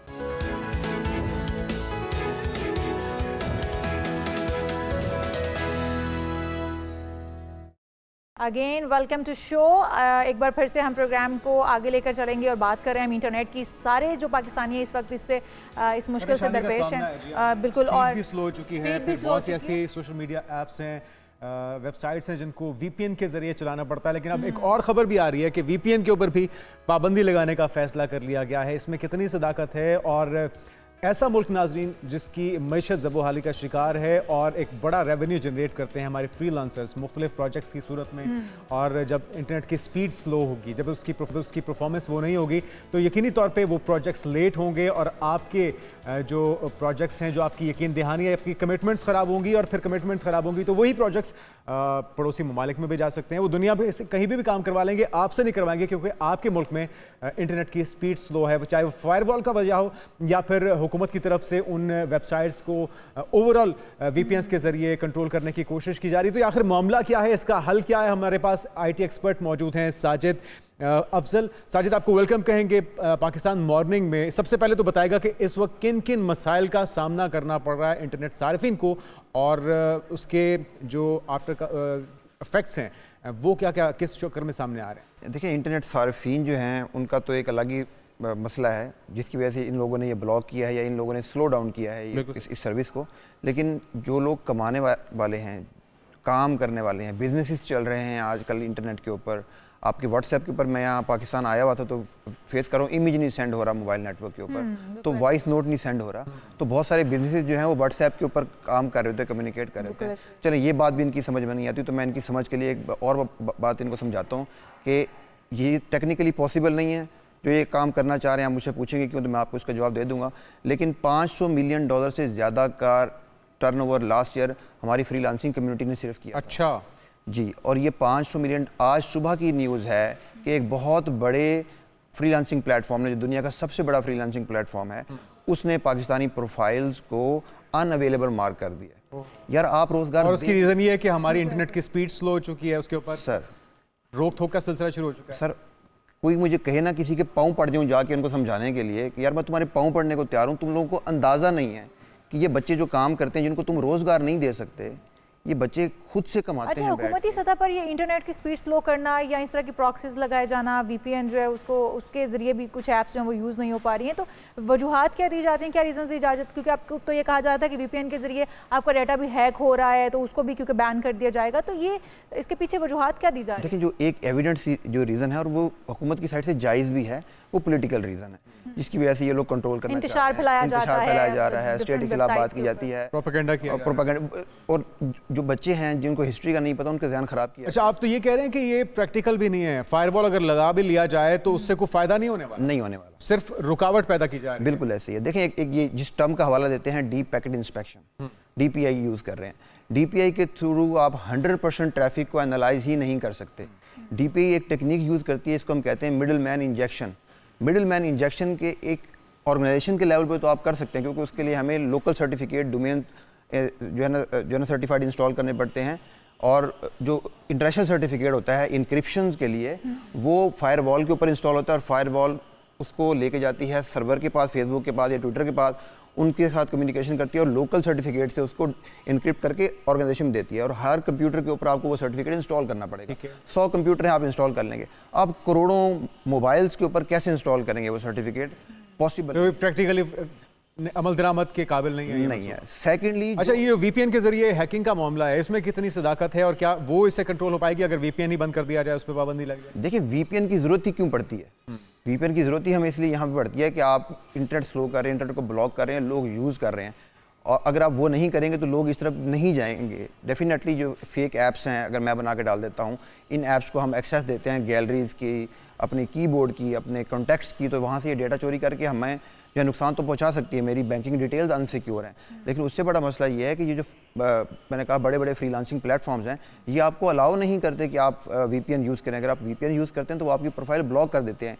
ये जो $500 मिलियन से ज़्यादा का रेवेन्यू देने वाले बच्चे आपको हैं, इन्होंने क्या बिगाड़ा यार? आप और ये कितने अरसे का डाटा आप बता रहे हैं कि नुकसान हो गया $500 मिलियन का? ये डेली की बेस के ऊपर 21 बिलियन रुपीज़ से ज़्यादा है। अगर आप 24 आवर्स में इसको ब्लॉक करते हैं, इंटरनेट को स्लो डाउन करते हैं, तो 21 बिलियन रुपीज़ से ज़्यादा का नुकसान नुकसान होता है। अब आप देख लें कि कितने अरसे से ये ब्लॉग चल रहा है, तकरीबन मुहर्रम के बाद से ये ऐसे ही चल रहा है हमारा सिलसिला। और उसके ऊपर जो ईयरली है ये हमारा तकरीबन $500 मिलियन प्लस का हम करते हैं। 9% ऑफ द ग्लोबल मार्केट हम कवर करते हैं फ्रीलांसिंग की, पाकिस्तानी मार्केट। तो हमारा चौथा बड़ा नंबर है दुनिया के अंदर। अच्छा साजिद, अगर फॉर एग्जांपल मैं VPN यूज़ कर रही हूँ कुछ ऐप्स यूज़ करने के लिए, मैं X यूज़ करने के लिए अपनी VPN को यूज़ कर रही हूँ, तो मेरा कौन सा ऐसा डाटा है जो कि जा सकता है VPN के थ्रू हैक हो सकता है? देखिए VPN के आपने जो भी इंस्टॉल करना है, पहले तो कोशिश करें अगर आपको ओपन सोर्स VPN ऐप मिलती है तो आप उसको इंस्टॉल करें। हर ऐप को इंस्टॉल नहीं करें। जब ऐप को इंस्टॉल कर देते हैं तो फ़ोन की परमिशन में जाके चेक कर लें कि उसके ऐप ने इंस्टॉलेशन के वक्त आपसे कौन कौन सी परमिशन मांगी थी। कीबोर्ड की जब आप परमिशन देते हैं तो ये सबसे ख़तरनाक परमिशन होती है। क्यों? क्योंकि आप जो भी मैसेज टाइप कर रहे हैं, यूज़र नेम टाइप कर रहे हैं, पासवर्ड टाइप कर रहे हैं, वो सारी एक्सेस उनके पास चली जाती है। अच्छा, मैंने अनफॉर्चुनेटली कुछ टाइम पहले ही मैंने VPN अपने मोबाइल में उसकी एक्सेस की, क्योंकि मैं यूज़ करना चाहती थी ऐप और मैं नहीं कर पा रही थी। और उसके कुछ ही टाइम के बाद मुझे बैंक की तरफ से इनबॉक्स में मैसेज आता है कि मेरी कोई 10,000 की एक दफ़ा अमाउंट डिडक्ट हुई है और कोई 8-9 हज़ार की एक दफ़ा अमाउंट डिडक्ट हुई है किसी इंटरनेशनल फॉरम के थ्रू, और वो वेबसाइट है कोई जिसके थ्रू हुई है। तो मैंने उसके बाद कॉल की और मैंने पूछा तो मुझे पता चला कि आपकी अमाउंट जो है ना किसी साइबर क्राइम के थ्रू और इस तरह से वो गई है, अगर आपने खुद से कार्ड यूज़ नहीं किया। क्योंकि मैंने कार्ड यूज़ नहीं किया था, मैं तो घर में अपने बेडरूम में बैठे हुए फ़ोन जस्ट कर रही थी स्क्रॉल, और मैंने देखा कि मैसेज आया बैंक की तरफ से, तो फिर वो मुझे वापस भी रिफ़ंड भी हुई जब मैंने कंप्लेन की और मुझे वो रिफ़ंड हुई अमाउंट। तो क्या इस तरह भी हो सकता है कि आपकी जो बैंक डिटेल्स हैं, क्योंकि गवर्नमेंट का तो यही है कि VPN इसलिए बैन किया जा रहा है कि आपकी जो कॉन्फिडेंशियल चीज़ें हैं, कॉन्फिडेंशियल डिटेल्स हैं, वो आपकी जो है वो आगे अगले बंदे तक जा सके। देखिए VPN तो बैन करें वो, और VPN दूसरे मुल्कों में, दुबई में एक स्पेसिफिक VPNs अलाउड हैं जो कि गवर्नमेंट से सर्टिफाइड हैं, तो आप ये काम भी कर सकते हैं। किसी चीज़ को बंद करना तो सोल्यूशन नहीं होता। तो आप हम ऑलरेडी मेरे ख्याल में 4-5 साल तो दुनिया से वैसे ही पीछे हैं जब हमारे मुल्क में YouTube को बंद किया गया था जी। तो इसी तरह से अगर इंटरनेट को बंद कर देंगे तो दुनिया की जो टेक्नोलॉजी है, जो इस वक्त AI का दौर है, दुनिया तो आपका वेट नहीं करेगी और उनके पास दूसरी ऑप्शंस मौजूद हैं। सर आपको एजुकेशन के अंदर नुकसान होगा, आपको बिजनेस के अंदर, दे डोंट इवन इमेजिन किसी मतलब किसी IT एक्सपर्ट को हम अपने स्कूलों को डिजिटलाइज कर रहे हैं, हम उनको इंटरनेट के ऊपर वो अच्छा, ये मशवरे फिर आप जब आप इतने नुकसानात बता रहे हैं, हुकूमत को कौन इस तरह के मशवरे दे रहा है कि इंटरनेट को स्लो डाउन किया जाए, फायरवॉल लगाया जाए, VPN को बंद किया जाए, और सोल्यूशन क्या आपके ख्याल में? वल्लाह आलम मुझे नहीं पता कि मुझे तो पूरी दुनिया में 2 ही ऐसे मुल्क नज़र आते हैं जिनके अंदर इस तरह के काम किए जा रहे हैं। लेकिन साउथ कोरिया में भी मेरे ख्याल में इसी तरह की, नॉर्थ कोरिया है और चाइना है। चाइना ने अपने ऑल्टरनेट सिस्टम डेवलप किया, नॉर्थ कोरिया तो वो दुनिया से कट ऑफ ही है। तो आप क्या बनाना चाहते हैं पाकिस्तान को, आई डोंट नो। अच्छा, बहुत सारे ममालिक ऐसे भी हैं जहाँ पर जैसे सऊदी अरब कह लें, आप दुबई कह लें, वहाँ पर आपका व्हाट्सएप नहीं चलता, उन्होंने अपनी अदर ऐप्स बना ली हुई हैं। तो हमारे यहाँ भी कोई ऐसा मतलब दूसरा कोई रखा गया है ऑप्शन के अगर इंटरनेट की स्पीड स्लो की जाती है, कोई ऑल्टरनेटिव ऑप्शन है हमारे? उसकी रीज़न डिफरेंट थी। व्हाट्सएप की कॉल नहीं होती, व्हाट्सएप चलता है, बिल्कुल चलता है, बिल्कुल कॉल अच्छा, नहीं। अब कॉल जो नहीं कर सकते उसका नुकसान टेलीकॉम कंपनीज को हो रहा था। वहाँ पे टेलीकॉम कंपनीज ने कहा कि भाई हमारी थ्रू कॉल करते थे पहले लोग पाकिस्तान में या लोकली, अब हमारी कॉल्स तो हो गई हैं बंद, तो आप गवर्नमेंट ने उनको सपोर्ट करने के लिए ये किया कि कॉल व्हाट्सएप से नहीं होगी, आपको टेलीकॉम कंपनी से मोबाइल पे कॉल करनी पड़ेगी, क्योंकि और वो उसको ट्रैक भी कर सकते हैं। प्लस अगर आपने व्हाट्सएप पे कॉल करनी है, बिल्कुल होती है, आप कंपनी को एक्स्ट्रा पे करें, व्हाट्सएप कॉल का पैकेज लें, आप पे कर। ये उन्होंने अपनी कंपनीज को फायदा पहुंचाने के लिए जी, उनका मकसद हमारे यहाँ पर जो किया जा रहा है वो किसको फायदा पहुंचाने के लिए किया जा रहा है? क्योंकि फ्रीलांसर्स जो हैं वो इस वक्त नुकसान उठा रहे हैं, जो बच्चे नई जॉब जिनके लिए क्रिएट हो रही थी वो भी नुकसान में जा रहे हैं। तो इससे फायदा हमारे मुल्क में किसको पहुंच रहा है? फायदा किसी को नहीं पहुंच रहा। ये डैमेज कंट्रोल करने के लिए मजीद डैमेज कर रहे हैं। ठीक है, अब अगर गड्ढे में पड़े हैं ना, और आप तो ये भी कह रहे हैं कि डैमेज कंट्रोल भी नहीं होगा। नहीं होगा सर, नहीं होगा। मैं डिटेल में अपनी प्रोफाइल में वीडियो बना चुका हूँ, डिटेल के अंदर समझा चुका हूँ टेक्निकली कि ये नहीं होगा, ये 100% कंट्रोल नहीं कर सकते आप। 10-15% ट्रैफिक को, जो ओपन ट्रैफिक है उसको आप एनालाइज कर लेंगे, बट 95% 85% जो है वो आप इसको नहीं ले। सॉल्यूशन साजिद, वही आपकी तरफ दोबारा इस बात पे जोर दूंगा कि कोई मशवरा दे दें जिससे सॉल्यूशन की तरफ बढ़ा जाए, अगर ये वे आउट नहीं है तो फिर क्या है? देखें, लीगल जो आपका प्रोसीजर है ना, लॉज लेके आए। इंडिया ने अभी रिसेंटली लॉज इंट्रोड्यूस किए हैं, यूरोप ने इसके ऊपर रिसर्च किया, उनके फॉरेन सेक्रेटरी से मिले, उनसे पूछें आपने क्या कवानीन बनाए हैं, उन कवानीन को हमारे लॉज के जो एक्सपर्ट हैं उनसे डिस्कस करें और उसको पार्लियामेंट से मंजूर करवाएं और उसके ऊपर सजाएं देना स्टार्ट करें। ठीक है, लोगों के अंदर डेटा पैदा करें, आप कंट्रोल नहीं कर सकते इसको। आप कंट्रोवर्शियल डाटा को कंट्रोल कर सकते हैं कि इस तरह की कोई आप जो है वो डाटा यूज़ नहीं करें, इस तरह की आप इंफॉर्मेशन जो है वो मैं एक वैल्यूबल अपनी वेबसाइट मैं एक वैल्यूबल चीज़ इनको बता दूं, अगर ये लॉज को स्ट्रॉन्ग कर लेते हैं इतना कि आपके जो प्लेटफॉर्म्स हैं इनको कॉन्फिडेंस हो जाता है कि ये इसका मिसयूज़ नहीं करेंगे अथॉरिटी का, then they can go to Facebook and Twitter and tell them we have these laws, and वो इनको एक्सेस दे सकते हैं कि अच्छा जी हम आपके साथ कोऑर्डिनेशन टीम बना देते हैं, आपको अगर किसी पर्सन का डेटा चाहिए होगा तो आप उनसे रिक्वेस्ट करेंगे या वो आपको एक पोर्टल दे देंगे, लेकिन वो पोर्टल देते किस लिए नहीं है इनको कि ये फिर उसका मिसयूज़ करेंगे। अच्छा, VPN का इस्तेमाल तो इसलिए किया जाता है कि जो वेबसाइट्स बैन हैं या जो ओपन नहीं हो रही उनको इससे एक्सेस मिल जाती है। क्या उससे इंटरनेट की स्पीड में भी बेहतरी आएगी या उसके लिए कुछ और करना पड़ेगा सार्फिन? देखिए VPN क्या करता है, VPN एक प्रोटेक्टेड लेयर कायम करता है बिटवीन सर्वर जो कि लेट से मलेशिया में पड़ा हुआ है, अब मेरी ट्रैफिक फेसबुक पे जा रही है, VPN क्या करेगा, मेरी ट्रैफिक को फेसबुक पे लेके जाने की बजाय लेके जाएगा मलेशिया में और यहाँ से इनक्रिप्ट कर देगा, end to end point to point encrypt कर देगा, उसके अंदर ट्रैवल क्या कर रहा है मुझे नहीं पता। तो जब हमारी जो है ना कंट्री लेवल की फायरवॉल से वो ट्रैफिक गुजरेगी तो उसको नहीं पता कि ये फेसबुक पे जा रही है, उसको ये पता है कि ये इनक्रिप्टेड है और ये मलेशिया की किसी IP। स्पीड में बेहतरी आएगी? स्पीड VPN से स्लो होती है क्योंकि अच्छा, उससे मजीद स्लो। एक और इंक्रिप्शन लेयर लग रही है उसके ऊपर ना, तो स्पीड तो आपकी स्लो होगी। फायरवॉल से भी स्पीड स्लो क्यों होती है कि आपने एक रूल लगा दिया है जिसने अलहदा से हर मैसेज को रीड करना है बैठ के, तो उस पर टाइम एक्स्ट्रा लगेगा। तो व्हाट आई सी आपका गवर्नमेंट के लिए हवाले से क्या मैसेज है कि सार्फिन को भी कोई फ़ायदा पहुंच सके आपके इस प्रोग्राम में बैठने के बाद, और गवर्नमेंट को भी थोड़े इससे समझ आ सके कि आप जो है वो जो कर रहे हैं उससे कोई फ़ायदा हासिल नहीं होने वाला? जी, मैंने इनको बता दिया कि ये जिस तरफ लेके जा रहे हैं, ये बिज़नेस जब टर्नओवर जो है चला जाएगा बांग्लादेश की तरफ या इंडिया की तरफ, और बाद में इनको पता लगेगा कि जो 500 मिलियन या 700 मिलियन हम बना रहे थे वो भी अब हमारे हाथ से निकल गए हैं और इसका कोई फ़ायदा नहीं। साजिद अफजल, आप हमारे साथ मौजूद थे, बहुत शुक्रिया। उम्मीद करते हैं कि हुकूमत भी होश के नाखून लेगी और ये जो इकदाम हैं इससे मुल्क की मीशत को नुकसान तो पहुंच सकता है, लेकिन जो मकसद है, जो एजेंडा है, जो इंतशार या अगर कोई तकरीबकारी का मंसूबा बना रहा है, तशहीर कर रहा है, तो वो इससे कंट्रोल नहीं हो सकता। IT एक्सपर्ट की राय। और एक तरफ से आप जॉब जो है वो क्रिएट करने की बात कर रहे हैं, दूसरी तरफ से आप जो हमारे फ्रीलांसर्स हैं या इंटरनेट से जो लोग कारोबार या बिजनेस कर रहे हैं, जॉब जिनके लिए क्रिएट हुई थी उनके लिए मुश्किलात खड़ी कर रहे हैं, उनको बेरोजगार कर रहे हैं, तो मेरे ख्याल में इससे कुछ हासिल नहीं होने वाला। अब हम कुछ दीगर खबरों की तरफ बढ़ते हैं, आगे बढ़ते हैं और एक ब्रेक लेते हैं, लेकिन ब्रेक के बाद आपको दिखाएंगे ऐसे तोते से मुलाकात आपकी करवाएंगे जो बहुत ही ख़ास खुसूसियात का हामिल है और किस तरह से चीज़ों को पहचानता है, ये खुद ही देख लीजिएगा आप एक ब्रेक के बाद। लेकिन एक ब्रेक के बाद स्टे विद अस।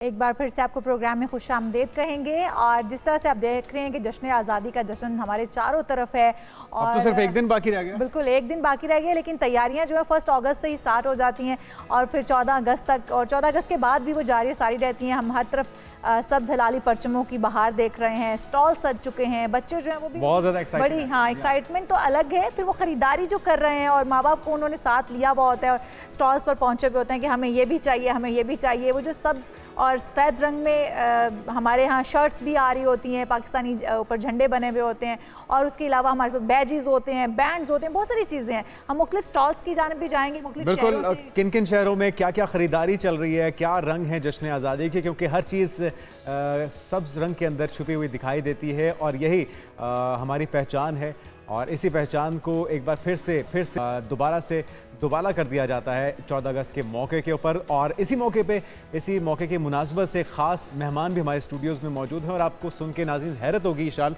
अभी हमारे भी मालूमात में इजाफा इन्होंने किया कि पाकिस्तान वो मुल्क है जिसमें अब तक सबसे ज़्यादा मिली नगमे बन चुके हैं, तो वो इस चीज़ को दावे के साथ कह रहे हैं, वो कहते हैं कि मैं साबित करने के लिए भी तैयार हूँ। 5000 जो मिली नगमे हैं उनकी एक आर्काइव इन्होंने तैयार की है। मज़ीद क्या कुछ खसूसियात है पाकिस्तान की इस खास, वो हम जानेंगे। इब्सार अहमद हमारे साथ मौजूद हैं, मुहक्किक हैं और आर्काइविस्ट भी हैं, और क्या कुछ इन्होंने अब तक अपने पास संभाल रखा है पाकिस्तान बनने से पहले की। इनके पास मिली नगमों की एक अच्छी खासी कलेक्शन है और बाद में भी हम ये इनसे जानेंगे और अपने मेहमान से बहुत कुछ और भी पूछेंगे। लेकिन पहले मुल्तान चलते हैं, ज़रा वहाँ पे हमारे रिपोर्टर मौजूद हैं माजन।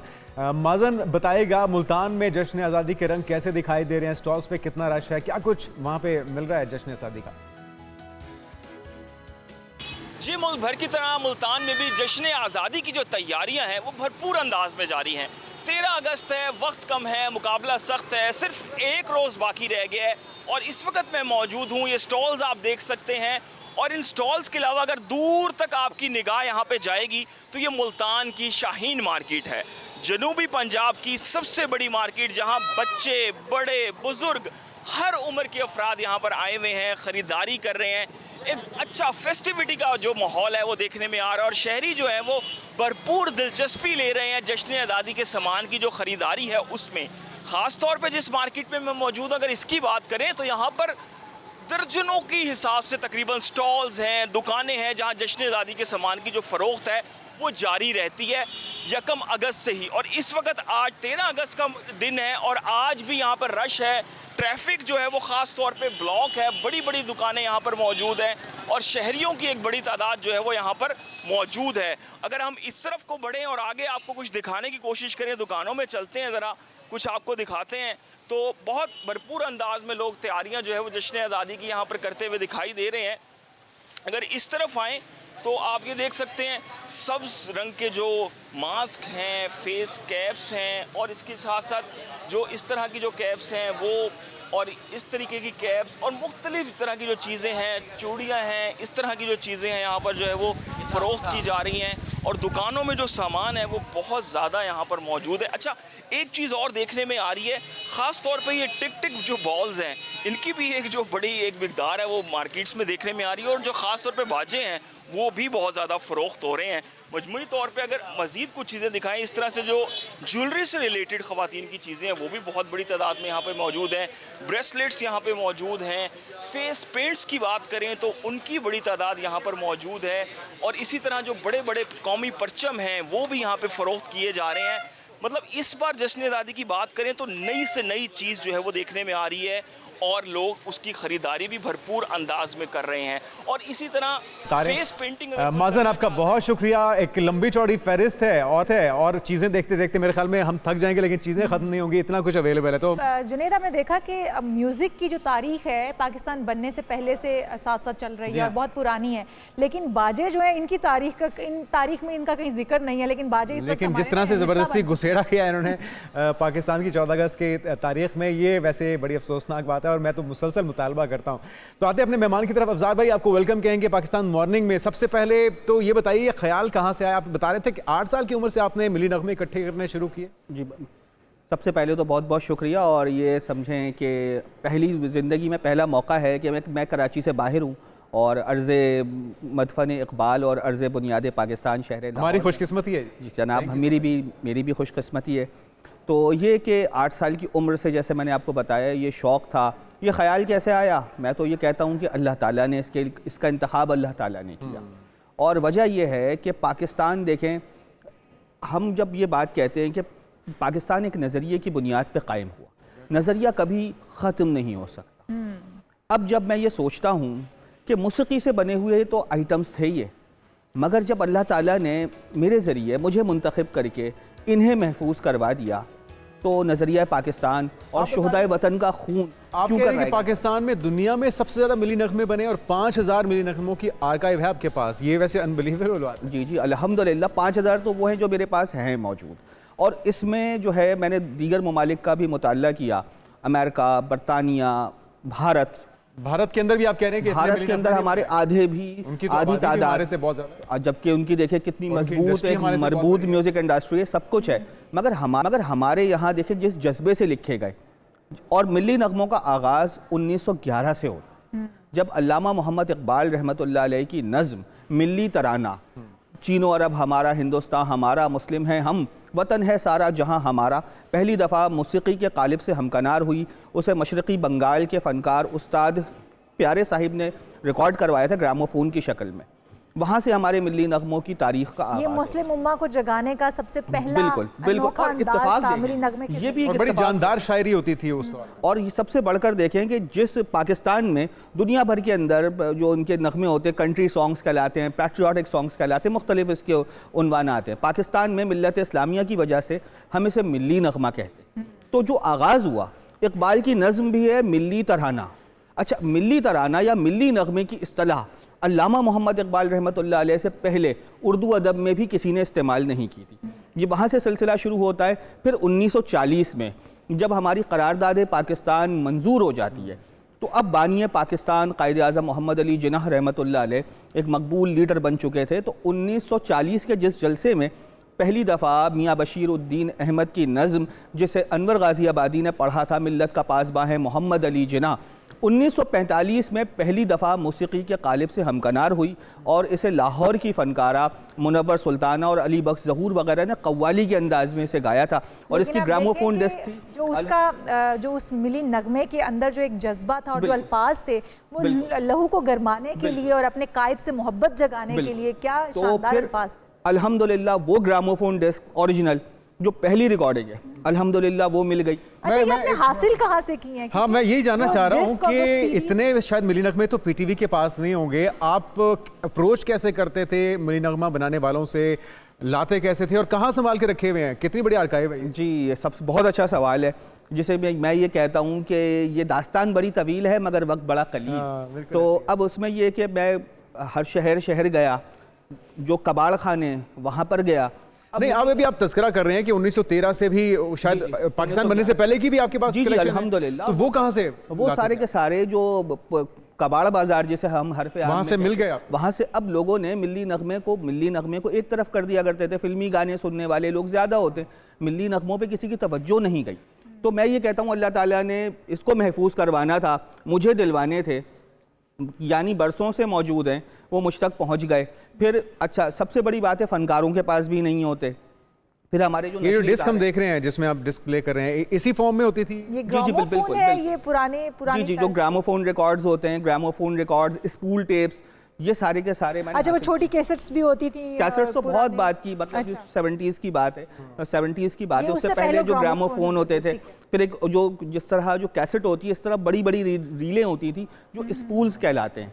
तो अल्हम्दुलिल्लाह वो सारे के सारे मुझे मिले। फिर सबसे बड़ी बात है, अल्लाह ताला का बहुत बड़ा एहसान है, मशरक़ी पाकिस्तान में बनने वाले बंगाली मिली नगमे, अच्छा वो भी मेरे पास अल्हम्दुलिल्लाह। क्या मौसीकी है, मुख्तलिफ ज़बानों में होंगे। बल्कि मैं आपको एक दिलचस्प वाक़या मैं अपने हाजरीन को भी सुनाना चाहूँगा जो नाजरीन है, और दो वाक़यात मैं बताना चाहूँगा जिस पर हमें फ़ख्र करने की ज़रूरत है। क़याम पाकिस्तान से पहले आजकल बांग्लादेश का जो हम हाल देख रहे हैं, अल्हम्दुलिल्लाह वहाँ पाकिस्तान एक मरतबा फिर ज़िंदा हुआ है। ये मशरक़ी पाकिस्तान के फ़नकार थे। तो वहाँ के लोग राब्ता करते हैं जब उनको मालूम होता है कि आपके पास इतनी बड़ी कलेक्शन है? बहुत ज़्यादा, कई अफराद ने अपने, आप यकीन करें, पैगामात आते हैं, कोई ऑडियो मैसेज आता है, उसमें रो रहे होते हैं कि हमें पाकिस्तान दोबारा हमें याद आया। तो क़याम पाकिस्तान से पहले की बात है, 3 जून 1947 को कायद आज़म मोहम्मद अली जिन्नाह रहमतुल्लाह अलैह ने जब ऐलान पाकिस्तान किया, तो उसके बाद 4 दिन बाद 7 जून 1947 को मशरक़ी बंगाल से ताल्लुक़ रखने वाले फ़नकार अब्बास उद्दीन अहमद ने एक उर्दू मिली नगमा ढाका रेडियो पे गाया था, ज़मी फ़िरदौस पाकिस्तान की होगी ज़माने में, ग़ुलामाने नबी मसरूफ़ हों जन्नत बसाने में। अच्छा, जब ये पेश किया तो उस वक्त चूँकि हुकूमत कांग्रेस या इन सब की थी, अंग्रेज़ों की थी, इस नगमे पर लग गई पाबंदी। अब्बास उद्दीन अहमद से रहा नहीं गया, वो बंगाली फ़नकार हारमोनियम उठाकर ढाका की गलियों में निकले और यही नगमा गाने लगे। फिर इस नगमे को ऑल इंडिया मुस्लिम लीग ने अब तराना मंशूर पाकिस्तान करार दिया। दूसरा, और फिर जब पाकिस्तान कायम हुआ 14 और 15 अगस्त की रात ढाका रेडियो पर अब्बास उद्दीन अहमद ने फैयाज़ हाशमी साहिब का तहरीर करदा यही नगमा रिकॉर्ड करवाया। और फिर उसके बाद ये पहला नगमा था जो क़याम पाकिस्तान के बाद जिसकी ग्रामोफोन डिस्क भी जारी।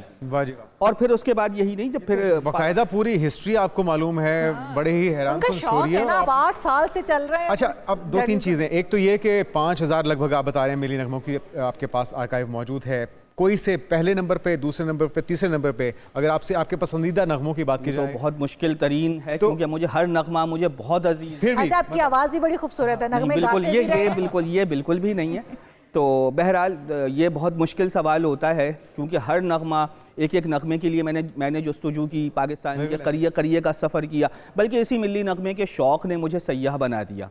तो ये, अच्छा, एक चीज़ मैं पाकिस्तान से बाहर भी गए हैं मिली नगमों के? अब ये तो नहीं, अगर मिले तो, बल्कि हमारे एक दोस्त हैं कमरुज़्ज़मा सिद्दीकी साहिब, वो उन्होंने मुझे मंजूम खराज तहसीन पेश करते हुए कहा था, उसका एक समझें, उनका एक मतमा नज़र ये था कि अगर चांद पे भी मिली नगमे मिले ना तो अब साथ पहुँच जाए। तो अच्छा, एक वाक़या मैं ज़रूर सुनाना चाहता हूँ जो कि लाहौर से भी वाबस्ता है और मैं हुकूमत पाकिस्तान की तवज्जो भी दिलाना चाहता हूँ। 1965 की जंग जब हो रही थी तो 13 सितंबर 1965 को किश्वर नाहीद जो हमारे यहाँ बड़ी मकबूल शायरा हैं, उन्होंने सियालकोट के नाम एक मिली नगमा लिखा। अच्छा। उससे गाने के लिए जिस शख्सियत को मुंतखब किया गया वो हमारे मसीही बरादरी से ताल्लुक़ रखने वाले सलीम रज़ा थे, जिन्होंने जंग सितंबर में सबसे ज़्यादा मिली नगमे गाए। अच्छा, उनके बेटे की तबीयत ख़राब थी, मगर वो अपने बेटे को छोड़कर रेडियो पाकिस्तान लाहौर रिकॉर्डिंग करवाने आए। वापस गए, बेटे का इंतकाल हो चुका था, मगर सलीम रज़ा के जज्बे में ज़रा भी लग़्ज़िश नहीं आई। और वो कहते हैं कि उसी शाम जब मैं ये नगमा जब मैं रेडियो पे सुन रहा था और जब ये अशार आए, देखें मसीही फ़नकारे में अगर जज्बा देखें, जब शाम को अजानों से गूंजे हैं बस्तियाँ, घबरा के लौट जाती हैं दुश्मन की टोलियाँ, करते रहो नमाज अदा यूं ही सुबह शाम, ए अहले सियालकोट तुमको मेरा सलाम। सलीम रज़ा कहते हैं मैंने अपना ये नगमा सुनने के बाद बेटे का गम भूल गया और दोबारा रेडियो पाकिस्तान लाहौर पे था। बस मैं ये चाहूँगा कि मैं हुकूमत पाकिस्तान से कहूँगा कि सलीम रज़ा ताहाल सदारती अवार्ड का इंतकाल हो चुका, ताहाल मगर उन्हें सदारती अवार्ड मिलना चाहिए और उनको बिल्कुल मिलना चाहिए। कहूँगा और आपसे पूछना भी चाहूँगा कि हुकूमती किसी किस्म की सपोर्ट रही इस सारे सफ़र में? बिल्कुल भी नहीं होनी चाहिए, बिल्कुल होनी चाहिए। हुकूमत वक्त तो आपने तनहा जो एफर्ट आप अकेले कर रहे हैं, यकीनी तौर पे ये काम हुकूमतों के करने का है जो आप कर रहे हैं। बस मैं ये कहता हूँ ये कुछ काम होते हैं जो साहिब जुनून करते हैं, और अब मैं ये सोचता हूँ कि अगर मैंने इसमें ज़रा भी गफलत बरती तो मैं कौम का मुजरिम होता। आपके जज्बे को सलाम करते हैं, आपकी तशरीफ आवरी का बहुत शुक्रिया। अब्सार अहमद हमारे साथ मौजूद थे और एक कारनामा इस तरह अंजाम दिया इन्होंने कि 1000 से ज़ायद मिली नगमे इनके पास मौजूद हैं पाकिस्तान बनने से पहले के, मशरक़ी पाकिस्तान, आज के बांग्लादेश के भी और पाकिस्तान के अंदर भी। और अभी देखा जाए तो उस लेवल की प्रोडक्शन हो भी नहीं रही, उस तरह के मिली नगमे बन भी नहीं रहे, रोंगटे खड़े हो जाते हैं और हैरत में मुब्तला हो जाता है कोई भी इंसान जब माजी के हम मिली नगमों को सुनते हैं। हमारे जो बचपन के मिली नगमे थे वो आज भी अगर हम सुने तो बिल्कुल झूम उठते हैं, दिल जो है वो सरशार हो जाता है पाकिस्तान की मोहब्बत को लेकर और कायद की मोहब्बत को लेकर। तो जिस तरह से अब्सार अहमद ने ये कोशिश की है, मेरे ख्याल में हुकूमत पाकिस्तान से भी हमारी गुजारिश है कि उनका साथ करनी चाहिए और उनको इसका जो है वो रिवॉर्ड तो मिलना चाहिए कि उन्होंने बहुत काविशें की हैं, बहुत कोशिशें की हैं, एक सरमाए को संभाल कर रखा है। जो तहरीक कायद आज़म मोहम्मद अली जिन्ना लेकर चले थे उसको आज तक जो उन्होंने ज़िंदा रखा है, वो तहरीक जो है वो मिली नगमों के ज़रिए ही आवाम तक पहुँचाई जाती थी, क्योंकि उस वक्त यही एक सोर्स था दुनिया को या कौम को जगाने के लिए जो मिली नगमे जो वो गाए जाते थे। हम यहाँ पर एक शॉर्ट ब्रेक लेंगे, आप कहीं मत जाइएगा, हमारे साथ रहिए।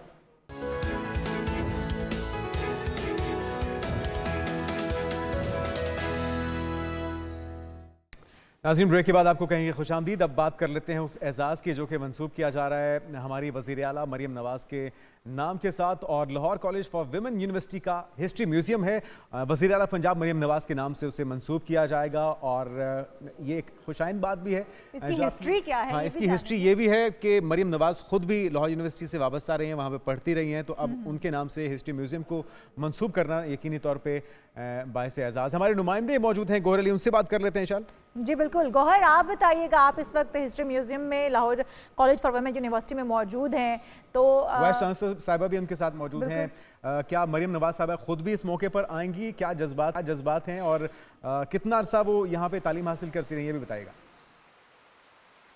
जी बिल्कुल ऐसे ही है। मैं Lahore college for women university में मौजूद हूँ। वज़ीर आला पंजाब मरियम नवाज़ यहाँ ज़ेर तालीम रही हैं, उस मुनासबत से जो है यहाँ जो म्यूज़ियम था उसका नाम अब मरियम नवाज़ म्यूज़ियम से मंसूब कर दिया गया है। तो ये एक अच्छी बात है कि वो यहाँ रही और फिर इस यहाँ जो म्यूज़ियम है उनको मरियम नवाज़ के नाम से मंसूब कर दिया गया। ये एक खुशाइंद अलामत है। इससे जो है तलबा को भी पता चलेगा कि जो बड़े लोग होते हैं, जो इक़्तिदार में आते हैं, किसी शोबे में नुमाया काम असर अंजाम देते हैं, तो उनके नाम से जो है ऐसे म्यूज़ियम जो है मंसूब कर दिए जाते हैं, बड़े बड़े जो तहकीकाती इदारे वो मंसूब कर दिए जाते हैं।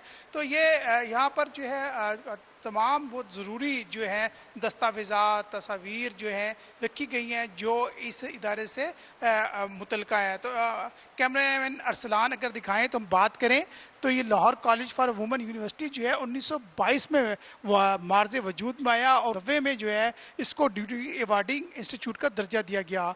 और इसके बाद जो है 10 सितंबर 2002 में जो है इसको यूनिवर्सिटी का दर्जा दिया गया। तो ये यूनिवर्सिटी अवार्डिंग जो है डिग्री अवार्डिंग यूनिवर्सिटी है और यहाँ पर जो है बड़ी तादाद में जो है वो लड़कियाँ जो हैं तलबात जो हैं वो तालीम हासिल कर रही हैं।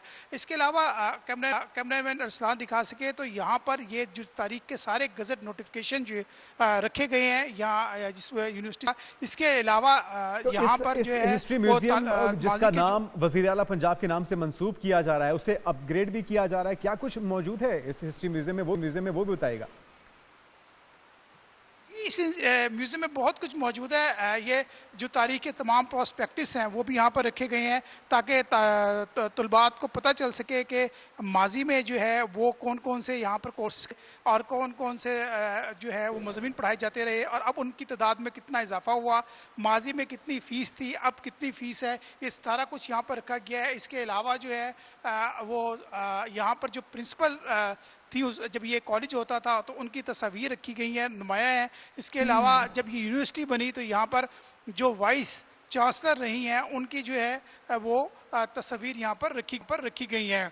इसके अलावा यहाँ पर जो है दुनिया के दीगर ममालिक से जो तहफ़ आए थे यूनिवर्सिटी में उसमें जो क्रॉकरी है चीज़ें हैं वो भी इसमें रखी गई हैं। जो इस यूनिवर्सिटी से नुमाया पोजीशन हासिल करते रही हैं तालिबात, उनकी तस्वीर भी जो है वो यहाँ पर आवेज़ा की गई है ताकि तालिबात में जो है वो एक नया जज्बा पैदा हो, एक तहरीक पैदा हो और वो भी ज़िंदगी में कोई नुमाया कारकर्दगी दिखा सके। तो दूसरा अहम मामला ये है बहुत शुक्रिया गौहर अली, आप हमें इस हवाले से बता रहे थे। लाहौर कॉलेज फॉर वुमेन को हिस्ट्री म्यूजियम जो है वहाँ का वज़ीर आला पंजाब मरीम नवाज़ के नाम से मंसूब कर दिया गया है और उसकी हिस्ट्री क्या थी वो बता रहे थे हमें, कौन कौन से स्टूडेंट्स जो है वहाँ से पास आउट हुए, किस किस सन में वो पास आउट हुए और उनकी क्या क्या कारकर्दगी रही है। यकीनी तौर पर जो किसी भी इदारे, किसी भी यूनिवर्सिटी कॉलेज के जो सरमाया होते हैं वो उसके स्टूडेंट होते हैं, ब्राइट स्टूडेंट्स होते हैं।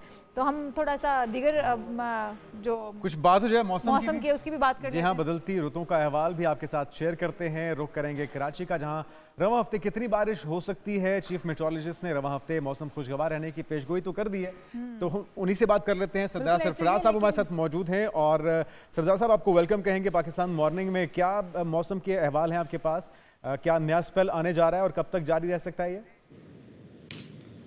जी बहुत शुक्रिया। देखिए नया स्पेल पंजाब में तो कल रात से 14 की रात से या फिर 15 से शुरू हो जाएगा, ख़ासकर नॉर्थ पंजाब, फिर सेंट्रल पंजाब, फिर होते होते नीचे साउथ पंजाब की तरफ भी। और सिंध में इम्कान ये है कि 16 से ईस्टर्न सिंध में वो जो अपर सिंध के कुछ इलाके साउथ पंजाब के साथ लगते हैं वहाँ पर, और इसी तरह से जो इधर नीचे साउथ में राजस्थान के साथ लगता है, थर पारकर, उमरकोट और सांगड़ डिस्ट्रिक्ट, तो 16 से ऑनवर्ड शुरू होने का इम्कान है। सिंध में मौसम हवाएं दाखिल होंगी और फिर कहीं पर मॉडरेट रेन है, किसी किसी जगह पर हैवी फॉल है।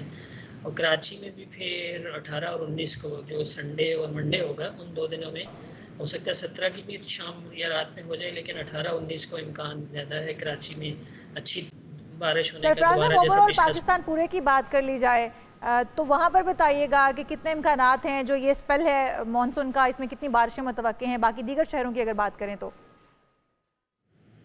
जी मैं बता रहा था आपको कि ये 15 से ऑनवर्ड शुरू हो जाएगी पंजाब में, उसमें नॉर्थ पंजाब यानी ऊपर जो आपका इस्लामाबाद और उसके साथ जेलम, नारोवाल, सियालकोट, खित्ता कोटफारपुरा, और फिर नीचे आ जाएं तो लाहौर और उसके साथ इसमें शिद्दत कितनी होगी सरदार साहब? सरदार सरफराज साहब हमारे साथ मौजूद थे और उनका कहना था कि नया स्पेल 15 से ख़ास तौर पे अपर पंजाब में देखा जाएगा और इस बार भरपूर बारिशें भी हो रही हैं।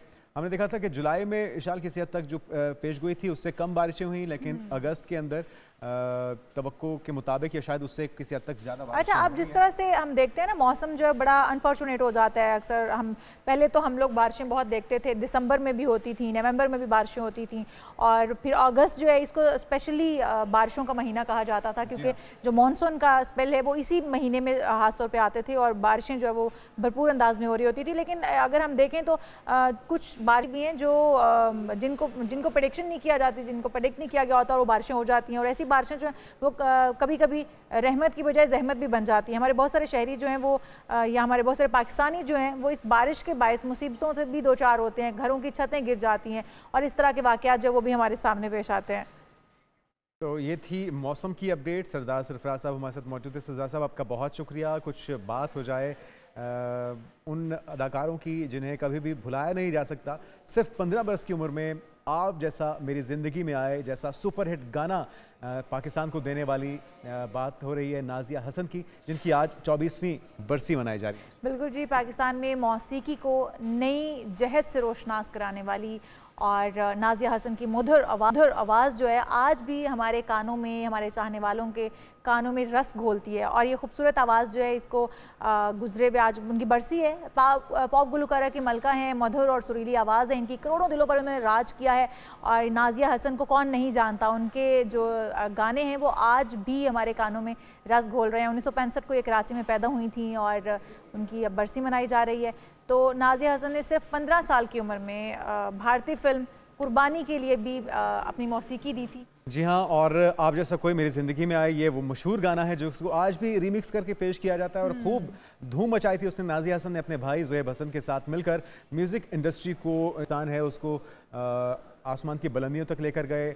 और नाज़िया हसन भारतीय फिल्म फेयर अवार्ड हासिल करने वाली पहली पाकिस्तानी फ़नकारा भी थी और उनकी खिदमात के अतराफ़ में हुकूमत पाकिस्तान ने उन्हें सदारती तमग़ा बराए हुस्न कारकर्दगी से भी नवाजा है। जबकि 13 अगस्त 2000 को नाज़िया हसन फेफड़ों के सरतान यानी कैंसर के बायस बरतानिया में इंतकाल कर गई थी। तो उन्हें ट्रिब्यूट पेश किए जाने का सिलसिला जारी है, चाहे उनकी बरसी हो या फिर उनका जन्मदिन हो, उनका बर्थडे हो, उसे पाकिस्तानी कौम याद रखती है। और उनके गाने अगर इशाल आज भी सुने तो ऐसे लगता है कि दौर हाजिर के गाने, ऐसी जिद्दत उसके अंदर है। 24 बरस पहले जब वो इंतकाल कर गई तो उनके बाद, उनके जाने के बाद भी कहते हैं ना कि सितारे कभी मरते नहीं हैं। बिल्कुल ऐसे है। तो आज भी हमारे दिलों में वो जिंदा हैं। और नाज़रीन, आज के शो से हम आपको कहेंगे इतना ही। कल क्योंकि 14 अगस्त है तो उसके लिए भरपूर तैयारियां भी चल रही हैं और उसकी रंगीनियां भी चल रही हैं। मुख्तलिफ शहरों का अहवाल हमने आपके साथ शेयर किया है। उम्मीद करते हैं कि आप हमारा जो मशवरा है जो कि हम मुसलसल दे रहे हैं, कोशिश ये कर रहे हैं कि इस पर जो भी अमल करे वो पाकिस्तान के लिए बेहतरी का बायस बनेगा। और वो ये है कि इससे बेहतर है कि आप शोर शराबा हंगामा बर्पा कीजिए, हुल्लड़बाजी कीजिए। बेहतर है कि एक पौधा लगाइए और इस पाकिस्तान को सरसब्ज़ व शादाब बनाइए और पाकिस्तान की तरक्की में कोई अपना किरदार अदा कर सकते हैं। इसको सरसब्ज़ बनाने में अपना किरदार अदा कीजिए, एक हिस्सा डालिए ताकि हम भी जो इस मुल्क ने हमारे लिए किया है हम भी बदले उसका किसी ना किसी हद तक हम हक अदा कर सकें। हमें दीजिए इजाज़त, अगले प्रोग्राम में फिर हाजिर होंगे। तब तक के लिए अल्लाह हाफ़िज़।